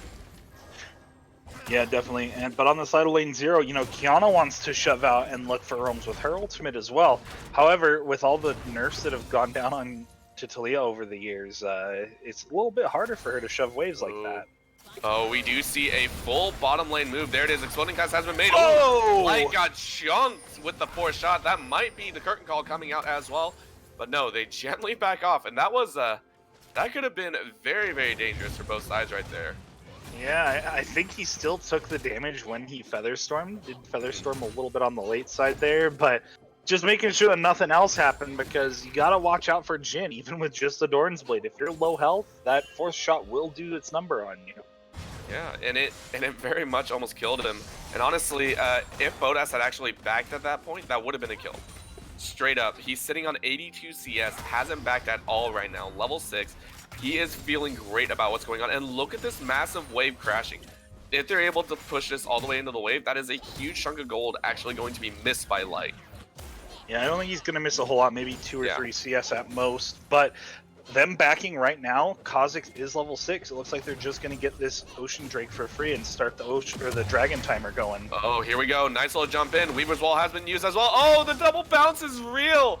Oh, LaMelo came in hoping to do some work, but that actually gave Steel City Warrior an out right there. Such an unfortunate layer of events, and that does mean Vital Point Black do collect the first dragon of the game. Yeah, and it's a good thing for Vital Point Black. Steel City Warrior got out of that. Did have to flash, but he got out of it. You know, that's got to be a confidence booster considering what his game 1 ended up being, and now he's probably feeling the flow a little bit. So that's definitely good for Vital Point, trying to take this to a 3rd game. Just, you know, making sure their top laner's in a good spot. You know, he's up some CS, which is to be expected of a Gnar matchup, but you know, he's doing what he needs to do. Bought a Hex Drinker and Merc Treads, and ate the Malphite ultimate like a champ. Yeah, it was very, very close. And I was a little bit surprised that Revnon actually went for that ultimate, right? Obviously, if we didn't see LaMelo coming in on the side, it probably would have been a surefire thing. But still, that aggressive nature was there. And here we go. We see a little bit of fight coming in. Best Turtle CN, though, is leading the charge. I don't think that's who you want to see lead the charge there. Wasn't able to actually get any CC down. But again, we're starting to see some aggressive tendencies from these junglers and these mid laners, which I really, really like. Yeah, and blowing the Void Assault there from the Kha'Zix, not the worst thing ever. It's not on that long of a cooldown. It's like 80 seconds base or something like that. So just about a minute. It's not the end of the world for Kha'Zix to end up wasting his ultimate. So, you know, I like the aggressive tendencies, though, especially after they picked up a Drake. And, you know, they do have someone that can put down some damage in the Xayah at this point, and Gragas' base damages are nothing to laugh at either. So you bring in a Kha'Zix, and Nocturne is looking to roam down as well, and something may end up happening down here. Yeah, here we go. There it is. A nice flash, or it does land, and oh, the flat shot as well. The exploding cast was just a little bit too late on the combo, and Bodas is able to get away with his life. Big, big save there as both teams on an excellent defensive maneuver right now. Yeah, and that's just kind of one of those nerfs that they did to Gragas, like, I don't know, 4 years ago at this point, where the ultimate has a little bit of a loopier animation to give people the chance to do exactly that, to flash on out so they can't be counterplayed, knocked away from where they want to be. So good from Bodas to flash on out of there, but that's the kind of pressure that they're always going to be under, because Nocturne's ult is kind of long at this point in the game, but he's able to just shove waves and roam constantly. Yeah, ooh, big damage. Havoc taking a big chunk. Has to back away once again, and we do see the rest of the team moving down. But look at the pink ward vision along the river. You got one in the river brush, one in the pit, and then one in the bush on the bottom side. So massive changes. Ooh, I like that from Bodas, though. Trying to shoot that one off to the left a little bit. Trying to see if Light will go out from behind Havoc's shadow just a little bit, see if he can't land that cheeky fourth shot there. I mean, that would have been a kill as well, because we do see the BF sword in his pocket. Essence Reaver has been built for Xayah there, so going back to the pure crit strike, not going to energize so far. Yeah, that's generally what I've been seeing Xayahs do, is still go for the Essence Reaver IE build. They did nerf the attack speed on her W, but it's not like useless, so it's still enough to forego the Zeal items at first if you decide to go that way. If not, you know, go and rapid fire something now is still just fine. But Jhin going the Storm Razor for the Energized is a lot of fun, especially if you build Static Shiv, because you get that AoE slow with the Storm Razor, and it's pretty fun. Yeah, it really is. We do see it being built, so he's going full Energizer, but here we go. Nice little jump out, but he doesn't have Flash, and that means the kill is probably going to be there. In comes Kiana, is going to get that kill as First Blood at 14 minutes on the dot is going to be collected. Trinity, though, looking on that bottom side, wants to get a kill on the board for his team as well, but Rift Herald being started up right now. Yep, we got about a minute left before the next Drake, which is an Infernal Drake, will come up. So we will have either another Mountain Rift or a Air Rift this time around. And here comes Weaver's Wall bottom lane. Yep, Weaver's Wall coming all the way in, but here we go, a teleport in the back line as well. This is a big play coming out for the side of lane 0. They really want this kill. But there's the Feather Storm, and that is going to be the full team arriving on the side. But Kiana's still on the top side, so this is a 4-on-5 right now. Paranoia is available. They might want to try and pressure this under the tower. They're looking for it. Right now, it's a very quiet setup. There goes Rift Herald, is going to go down, and that is going to be, it looks like Kiana might try and pressure for first tower. Yeah, I definitely think that's what she's going to do. There's no unstoppable force just yet for Revnon. If that was still available, I think they probably would have pulled the trigger on the fight a lot harder. Otherwise, you know, they're just kind of, what's Malphite gonna do here? Walk up and smack him with an E? Like, yeah, I mean, he has no ultimate. That does mean the auto attacks are flying out. Steel City Order says, all right, here we go. You wanted to fight this, we'll take it to you. Gets a little bit closer, does get rooted up, knocked up a little bit more as well. Rift Herald on the top side does die, so that does mean that a little bit more pressure might make it, but no. Infernal is going to be the call here for the side of Battle Point Black. They want to try and pressure this advantage. Yep, and they're going to get it. They did poke out Dark Lord Matthew just enough and Revenant a little bit to force them to back on up, and we will have a Cloud Rift. So extra speed moving through the jungle. Other than that, the Rift is the same. But that means that there's a lot of ultimate CDR going to be up for grabs with these next few dragons. And when you are the team with the Malphite, with the Kiana, with the Talia, you definitely want as much ultimate CDR as you can get. So I hope that Lane Zero has a plan going forward to pressure these Drakes a little bit, because they will be very beneficial for their team.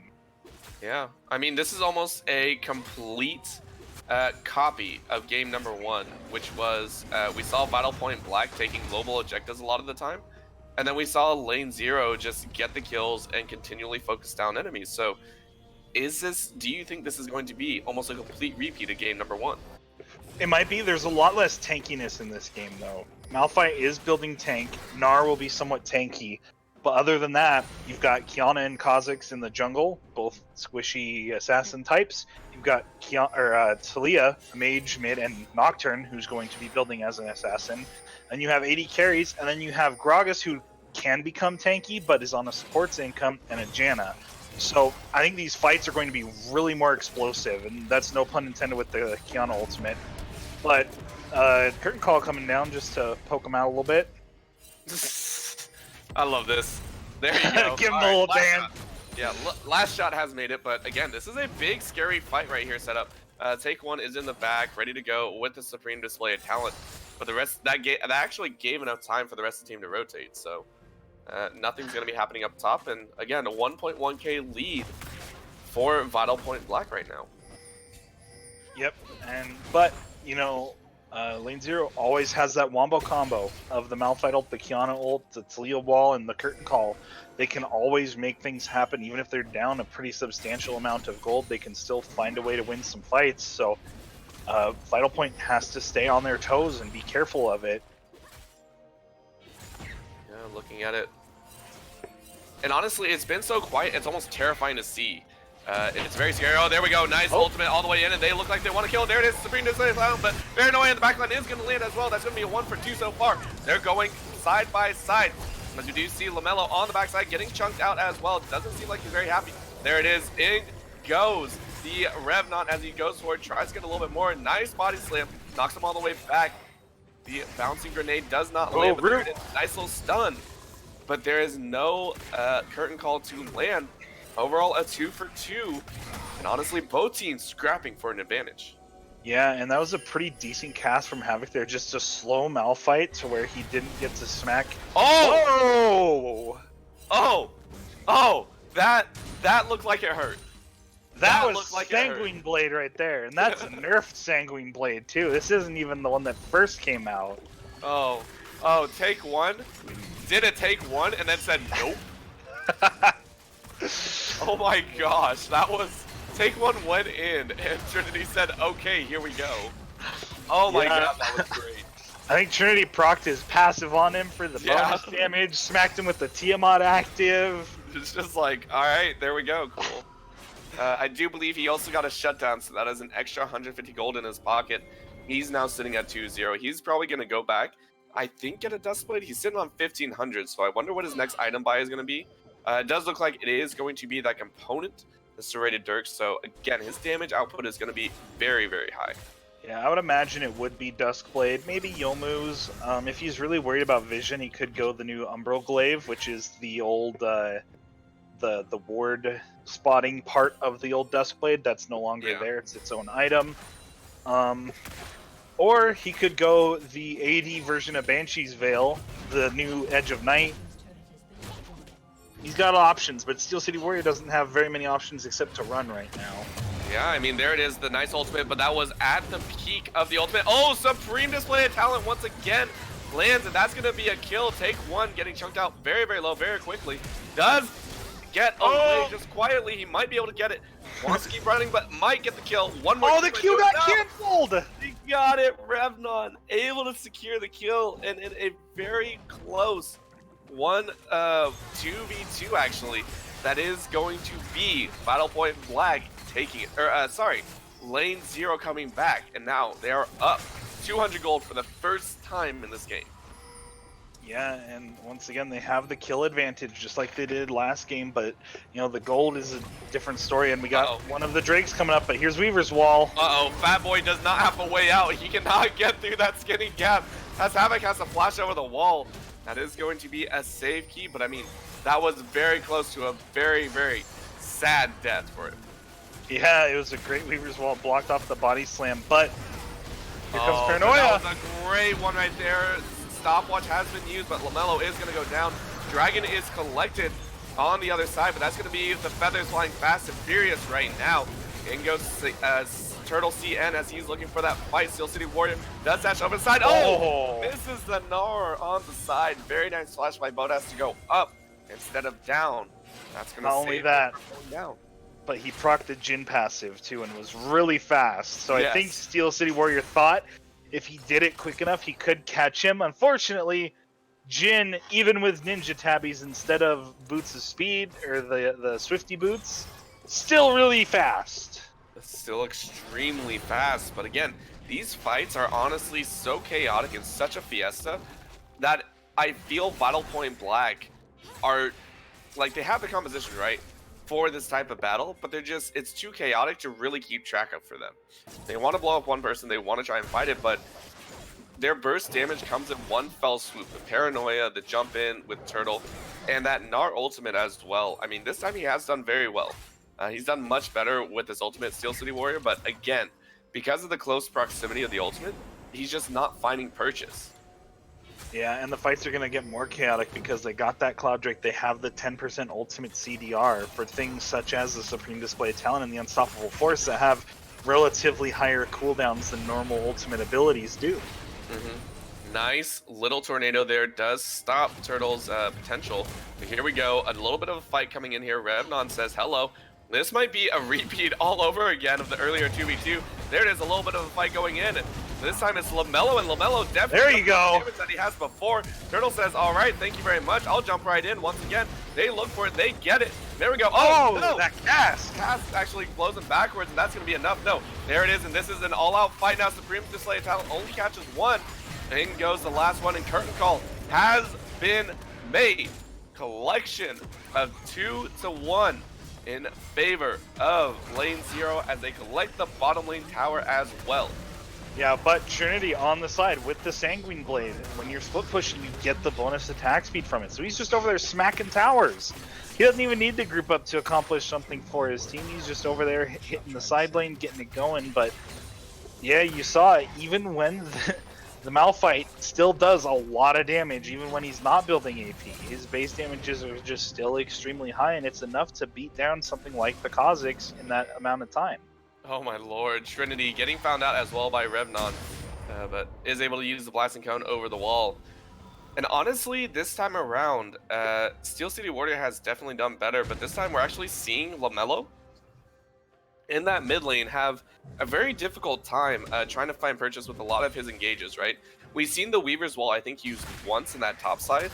Ever since then, he's actually had a very difficult time trying to find the damage, and it goes back to what you were saying, right? Mid lane Talia definitely doesn't have that power output as she does in other roles. Yep, here comes Paranoia though. Oh, it is, and that's unfortunate as we do get a lot of damage going down, but they are going in blind. There it is. Unstoppable Force does land on the back line as Light gets taken and chunked out very, very low. Take One gets the heal as well, but they're going back and forth as the health bars are burning down. Oh, the Monsoon! No, shutdown does go to Steel City Warrior as he says, thank you very much, I will take that. He's about to hit Mega Gnar as well, so he wants to continue this fight just a little bit longer. But that is a 1-for-0 after all of that chaos. Such a quick and dangerous fight as we do see Curtain Call used as well. Does bounce all the way out. He's going to be able to soak all that damage up. Oh, actually that was almost kill as Havoc has to back away now. Yeah, he absorbed it with the damage reduction though, so he just took one for the team there. But looks like they're going to push on and get this mid tower anyway. Yeah, they're able to hold steady, keep that tower count somewhat even, keeping that gold advantage for the side of Battle Point Black to only 1k. And honestly, this is like, we're seeing the definitive side here. We're seeing lane 0 right now have much more immaculate team fighting ability. They are able to skirmish or they're able to full-on team fight wherever they so wish. Whereas on the other side, we see Battle Point Black, they're better at getting the overall global objectives or the major objectives as necessary. Yep, and we see both teams pinging out the dragon, getting their final resets in here. Although Kha'Zix is going to show up just a little bit on the late side with only 20 seconds left before the dragon spawns. But the rest of his team is around. They'll be able to set up the vision for this next cloud, because you do not want to give the team with Malphite and Kiana and Talia extra ultimate CDR, because they can get up to 40%, or I don't know if it's 10 each, but all that extra ult CDR. Yeah, but there we go. Oh, Big Gnar! Nice Mega Gnar ultimate into the side, but they're going to give up the dragon for this. Yeah, they're going to give up dragon, and I mean, they're chasing fairly hard. He just got flashed up. That's going to be 3 dragons to the side of Vital Point Black as they now run for their lives. You know, if I'm Steel City Warrior there, I call Worth. Yeah, LaMelo actually used Weaver's Wall. I'm not sure exactly what he was doing that for. Maybe they thought they were trying to push down mid and he wanted to cut him off, but, Maybe. Yeah, but we did see the ultimate did go down for some time. Yep, so no Weaver's Wall for a little bit. Looks like everyone's focusing on this Baron, and both the Supreme Display of Talent and the Unstoppable Force are ready, as well as Monsoon and Curtain Call. So this fight should be pretty exciting here. Kha'Zix does have the Spikes of All, so he will be able to poke people out. Gets that 90% slow. I think it's 99% slow on Isolated W now. So Bodas had to hit the Baron to get some speed boost to get on out of there. Took a little harass from Baron on the way out. And yeah, I mean, both these teams are, even though there's 3 dragons now, both these teams still very, very even, and it just kind of comes down to whether or not Lane Zero can land the Wombo, or if the fight spreads out long enough for Vital Point to allow their Kha'Zix and Nocturne to pick people off. Yeah, and I mean, a lot of that gold difference actually came down to the fact that Malphite was able to collect a 300 extra gold bounty on the top of Steel City Warrior. Oh, Hextech GLP does not land right there, so gonna be unfortunate. That would have, I think, been a kill. Would have definitely been an opportunity. So do you see Revnon throwing out those Qs? He is super tanky though right now. Lots of armor in his inventory. Baron doesn't even touch him right now. I'm surprised he didn't ult there. It looked like kind of a juicy opportunity there to land a 2 or 3 man ult. Yeah. Saving his shot though. And I do like this because this time they are waiting for a full 5-on-5 team fight. They've had such scattered fights before, but this time he's looking for those primary targets, right? He's looking for those squishy targets, but Trinity is on the other side as well, looking like he wants to lay down the Paranoia. It is only level 2 though. He needs that level 3 if he really wants to get that power initiative on it. If he is able to do that, that would be significantly better, as that would be, I believe, the first level 16 ultimate, the 3rd level ultimate to enter this site, and that would give them— oh, that is so unfortunate. Best Turtle was sitting on a ward. We were talking about a big play right there, and they just— oh, the bug is squashed. The bug is definitely squashed right there. Yeah, and if that's old Duskblade, he sees that word and clears it on out. Instead, that might be Baron here for Lane Zero. There's also no Mega Gnar available as well, so that means that this could easily just be a Baron taken right now. This could be so dangerous overall. I mean, that's the Weaver's Wall, pushing him out a little bit, but they have the Wombo combo available. Down to 3.2. They want this pretty badly. Everyone's actually getting low. Paranoia has been made. They're looking to go all the way in. There he goes. Does catch everyone on the backside. That's a deletion. Trinity. Wow. Excuse me. He catches 2. He's going to pay for his sins. But that is such a big damage. Oh, maybe not. No, he actually might survive, as well as LaMelo is running for his life. Oh. Exploded Cast captures it. And if you wanted a turnaround fight for the side of Vital Point Black, this is what it is, ladies and gentlemen. They collect all 4, 5, an elongated ace, as they had already picked off someone else. That is Turtle may have been caught out, but the entirety of Lane Zero was caught out at the Baron, it turned out. And that was just an amazing turnaround. Kiana got popped instantly.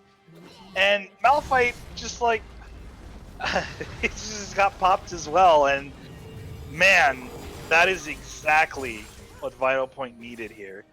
Now we got just a minute left for the next Cloud Drake. That will be their 4th. If Vital Point is able to pick it up, they'll get the Cloud Soul, which will give them movement speed when they cast their ultimates, basically what Nimbus Cloak used to be.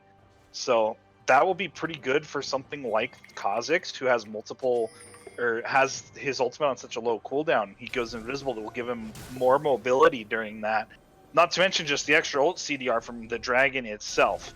So, you know, a lot of people say that this Drake's soul is the worst to have, but you still want to get it just because of the threat of the Elder afterward. Yeah, I mean, if they collect this one, they get the soul, they get the... Oh! Nice leap away. Turtle saw that coming a mile and a half away, it seemed. But again, with the CDR advantages right now, Revnon isn't too worried. He's sitting at level 2, does have it's already a 20% quarter of the way CDR. back. Yeah, he's getting ready for that, and we do see Take One now sitting with that Umbral But Glaive. Steel City Warrior is pushing in while they're setting up for this dragon, so they can use the dragon as a little bit of bait again to go on in. And Best Turtle's on the back. He's going in. Oh, does miss it, and there they go, right over the wall as well. But that is still going to be the inhibitor going down. So Vital Point Black playing the long con, playing that aggressive macro game advantages as Best Turtle CN is now on the run for his life.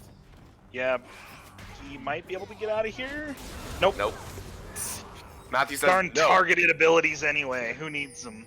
Point and But, click, dang. That was very good from Vital Point. They understood that it would be hard for them to get the dragon, and Steel City Warrior had Baron still as he dodges the Supreme Display Talent. Yeah, that is going to be a dodge, but I still think he's going to go down as the shove back does mean he is right in front. Does get the good damage. Oh, a nice ultimate on the side. Nice knockup as well, though, and they finally chunk him out. Meanwhile, on the bottom side, there they go. Paranoia goes in and collects that kill onto Bodas, and this is the team's death. Wow. They see another 2 kills go in Havoc. favor. Now, Havoc's going to be okay. He does survive as well, but still, a nice couple picks in Retribution. And you see that when Lane Zero goes to try and pick someone off, the rest of Vital Point goes and out macros them. They sent 3 up there for the lone Gnar, who was 5 and 4 at the time. Like, I don't know. Getting that tower for free was very good from Vital Point, and I think at this point in the game, when the enemy team has Baron, sending multiple people after one is just asking for the rest of the team to push their numbers advantage and take towers like they just did. Now only mid lane is still being defended for their base, with the outer tower still being barely up, but you know, they still have Baron for a little while, so they might try to push on in right once again. And the more time goes, the stronger Xayah gets. So, you know, you always have that looming in with Xayah already having 75% crit, building her last Whisper. She might go for that 100% crit and just deal a million damage. Yeah, that's very, very true. I do have to say this is a big contrast to game number 1, where Bodas this time is sitting with the lower score, and Light currently is sitting with a very perfect score as 4-0-5. Here we go. Yeah. The push in the mid lane does collect the last outer tower available. 1 tower and 1 inhibitor now stand. That is the rest of the defenses for the side of lane 0. Yep, and this is where Qiyana is kind of not super useful, is that there's walls around, but with Qiyana, you really like to start out with the water enchantments, land that root to try and set up the Supreme Display Talent. Because otherwise, people can actually just kind of walk away from it if you don't hit them with the actual shockwave. But when they're rooted, you can ensure that they get hit by the shockwave and get pushed where you want them to go. And when you're stuck in your base, if you're actually in the base, you really only have the earth element to grab. If you can actually get out, you only have earth and the grass element as well. There's no water to be had, so no roots coming out for Qiyana. So she plays a little bit differently when she's on base defense. Yeah, that is very true. Take 1 on defensive. He is just trying to clear out those waves. Again, the Umbral Glaive is technically the weakest, I believe, out of all of the Serrated Dirk items. So not having as much AD in the back pocket there. So but after he got caught out, he realized he would like to have that extra ward detection to make sure he's not caught out again. Yeah, not too bad, but honestly, it's also surprising because Best Turtle has actually hasn't gotten a single kill, which is very surprising for a Kha'Zix. Usually we see Kha'Zixes being the ones that, you know, really hard aggress, really get those last kills, but he's been used almost as an initiator. Oh! Here we go, nice big ultimate does land, but Paranoia does land. Oh, the nice stun roots everyone, but is that going to be enough as we do see the fight going out? Down goes the Rock as he is completely chipped and killed. But Take 1 has no mana. He has no mana from trying to clear the waves, so no one is able to follow up with his abilities. Good Flash goes out, and he is going to be able to survive. But here comes Bodas, has the last shots Tries to get that last hit, almost gets that kill. Doesn't get the kill though, and that is going to be the rest of Vital Point Black saying, all right, that's all we need.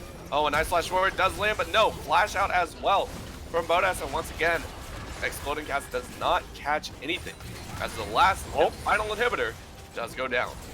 Yeah, and once again, they sent people down bottom to try and finish off the fight, and the bottom lane stayed mid to get down that tower and push in and get that third inhibitor. So now the first inhibitor will be coming up somewhat soon, so we may only have a wave or two of the double super minions coming down.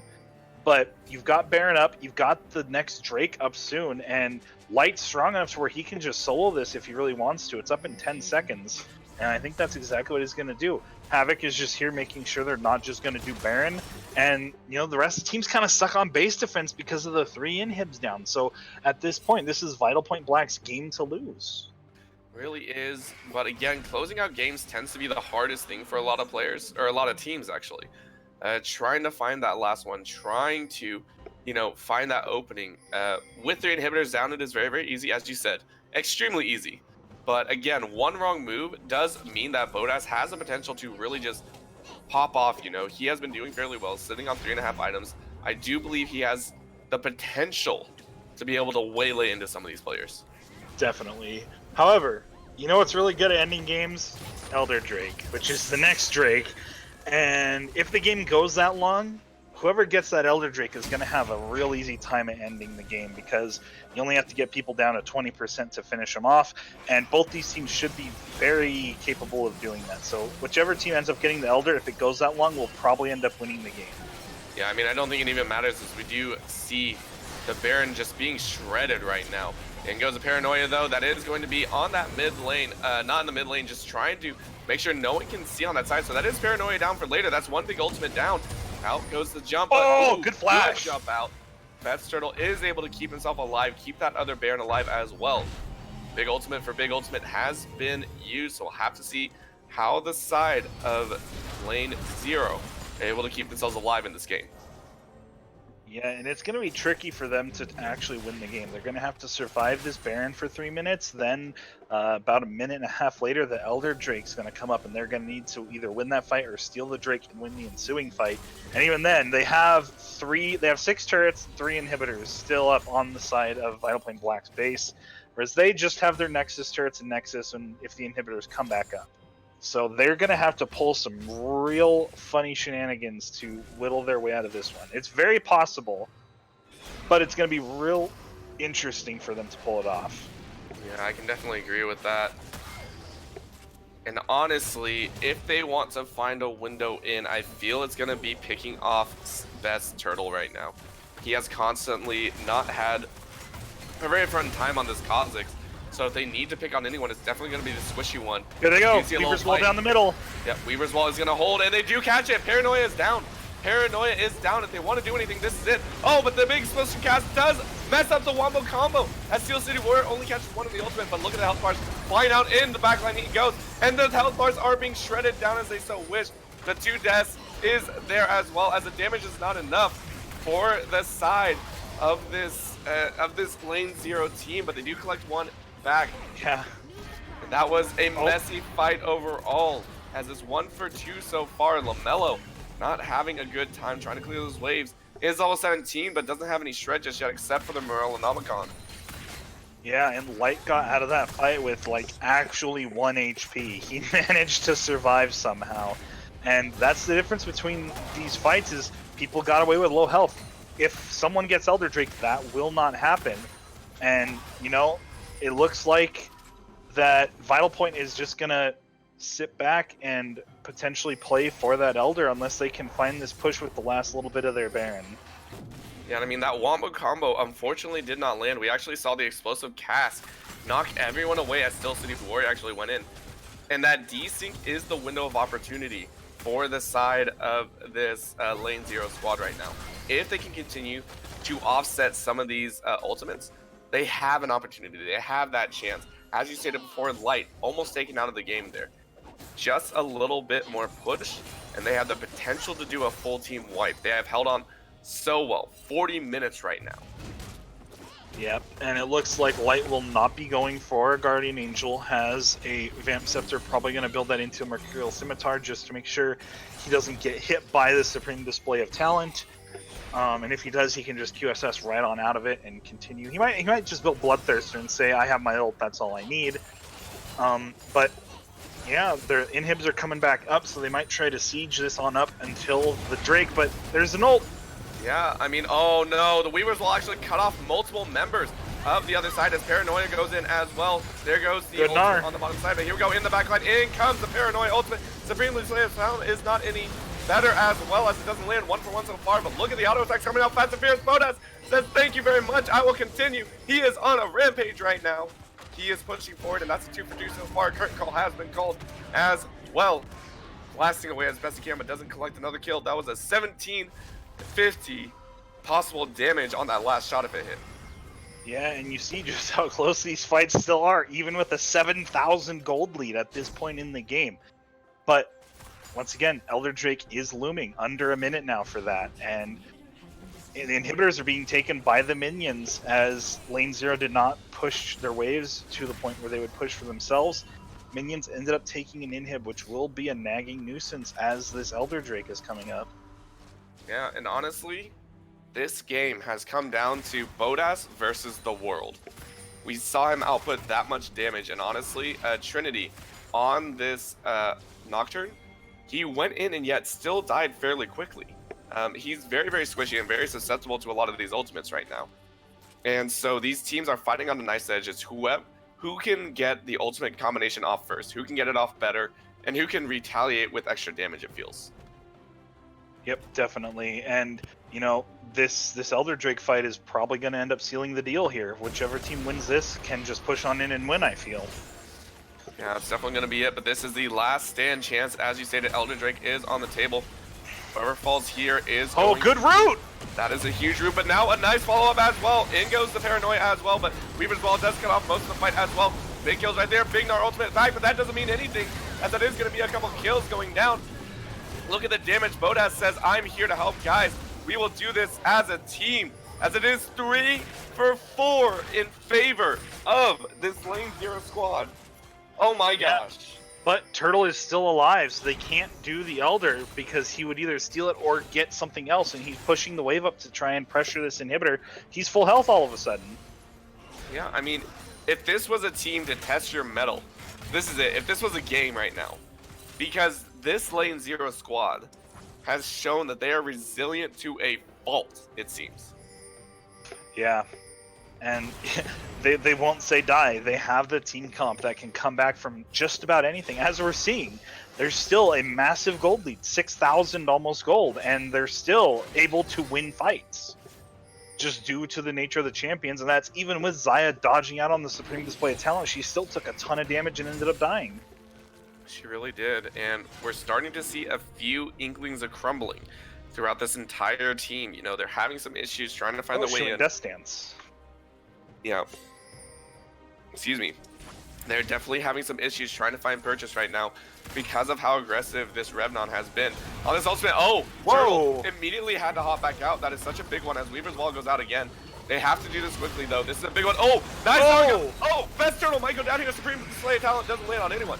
That is going to be a big fight. Best Turtle might get chunked out here. In goes the Paranoia on the backside. He might do it. No! He gets the big ultimate! Wombo combo! 4 members hit.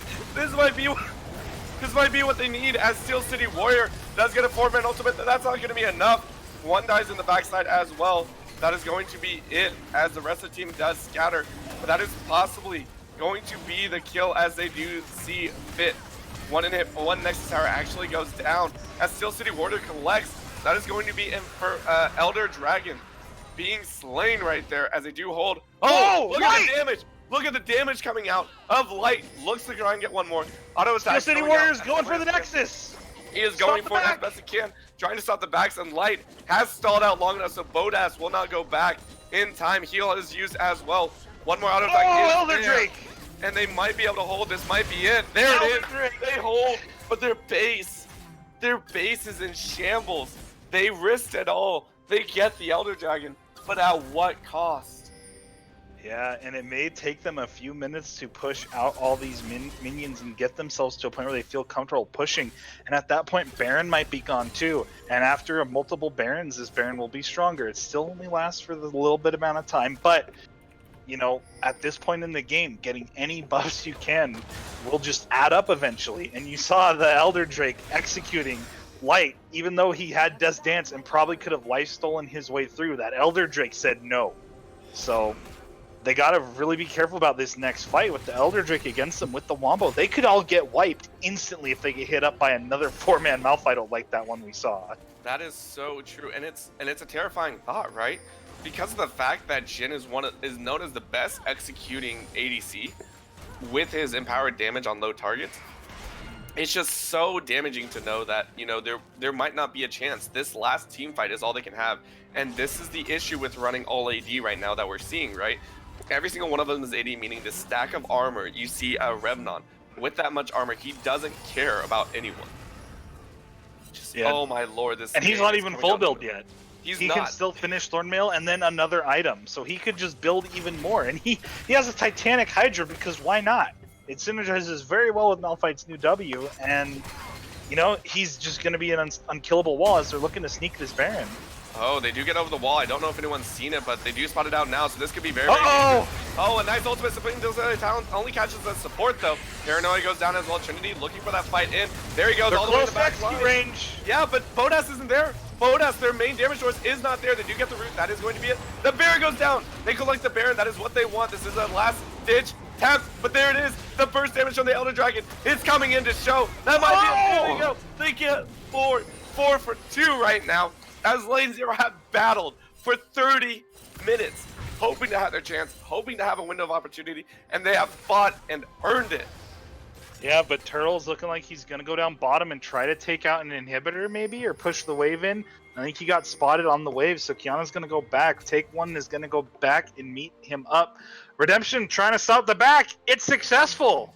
Oh my gosh, they got it. This is so bad right now because this means that there's an open inhibitor. This means that this could be the end of the game. They're trying to match it. If they match it, this will help out a lot. But he might Turtle's be able to do going for it. Kiana. But there it is. He can't follow up anymore. But if he can get this inhibitor, this is a good trade for the team. He really needs to finish this up, though. If he gets caught out, might one more. There we go. He is good to go. He is out. Yep. Oh my lord, that was so close. Elder Drake buff is done now. Weaver's Wall trying to catch out Turtle. He's just gonna skedaddle. Yeah, but this is actually really bad. Oh no, Dark Lord. He does get back in. There it is. He gets chunked as well again. 65 seconds. 65 seconds on the dead timer right now. This is so bad for Vital Point Black. Yep, and it's going to come down to Light. Light needs to be able to do damage in these fights because for most of the beginning of the fight, he's just dodging Malphite ults and Supreme Displays of Talent.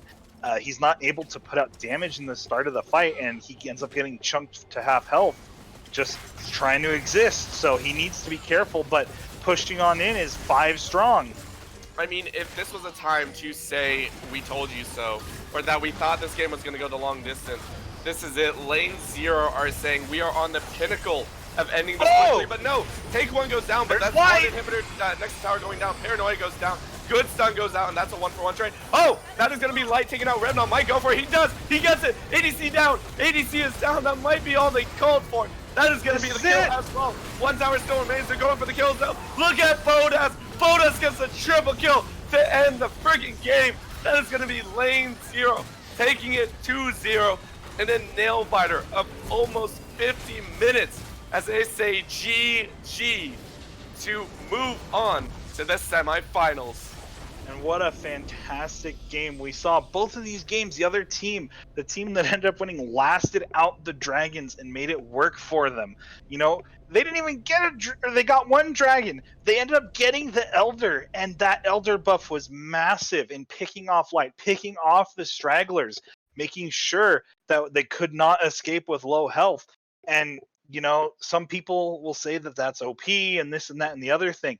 But the fact that they didn't even get the soul and were still able to make use of the Elder Dragon shows that either team can make use of the Elder Drake, and they did it to fantastic effect.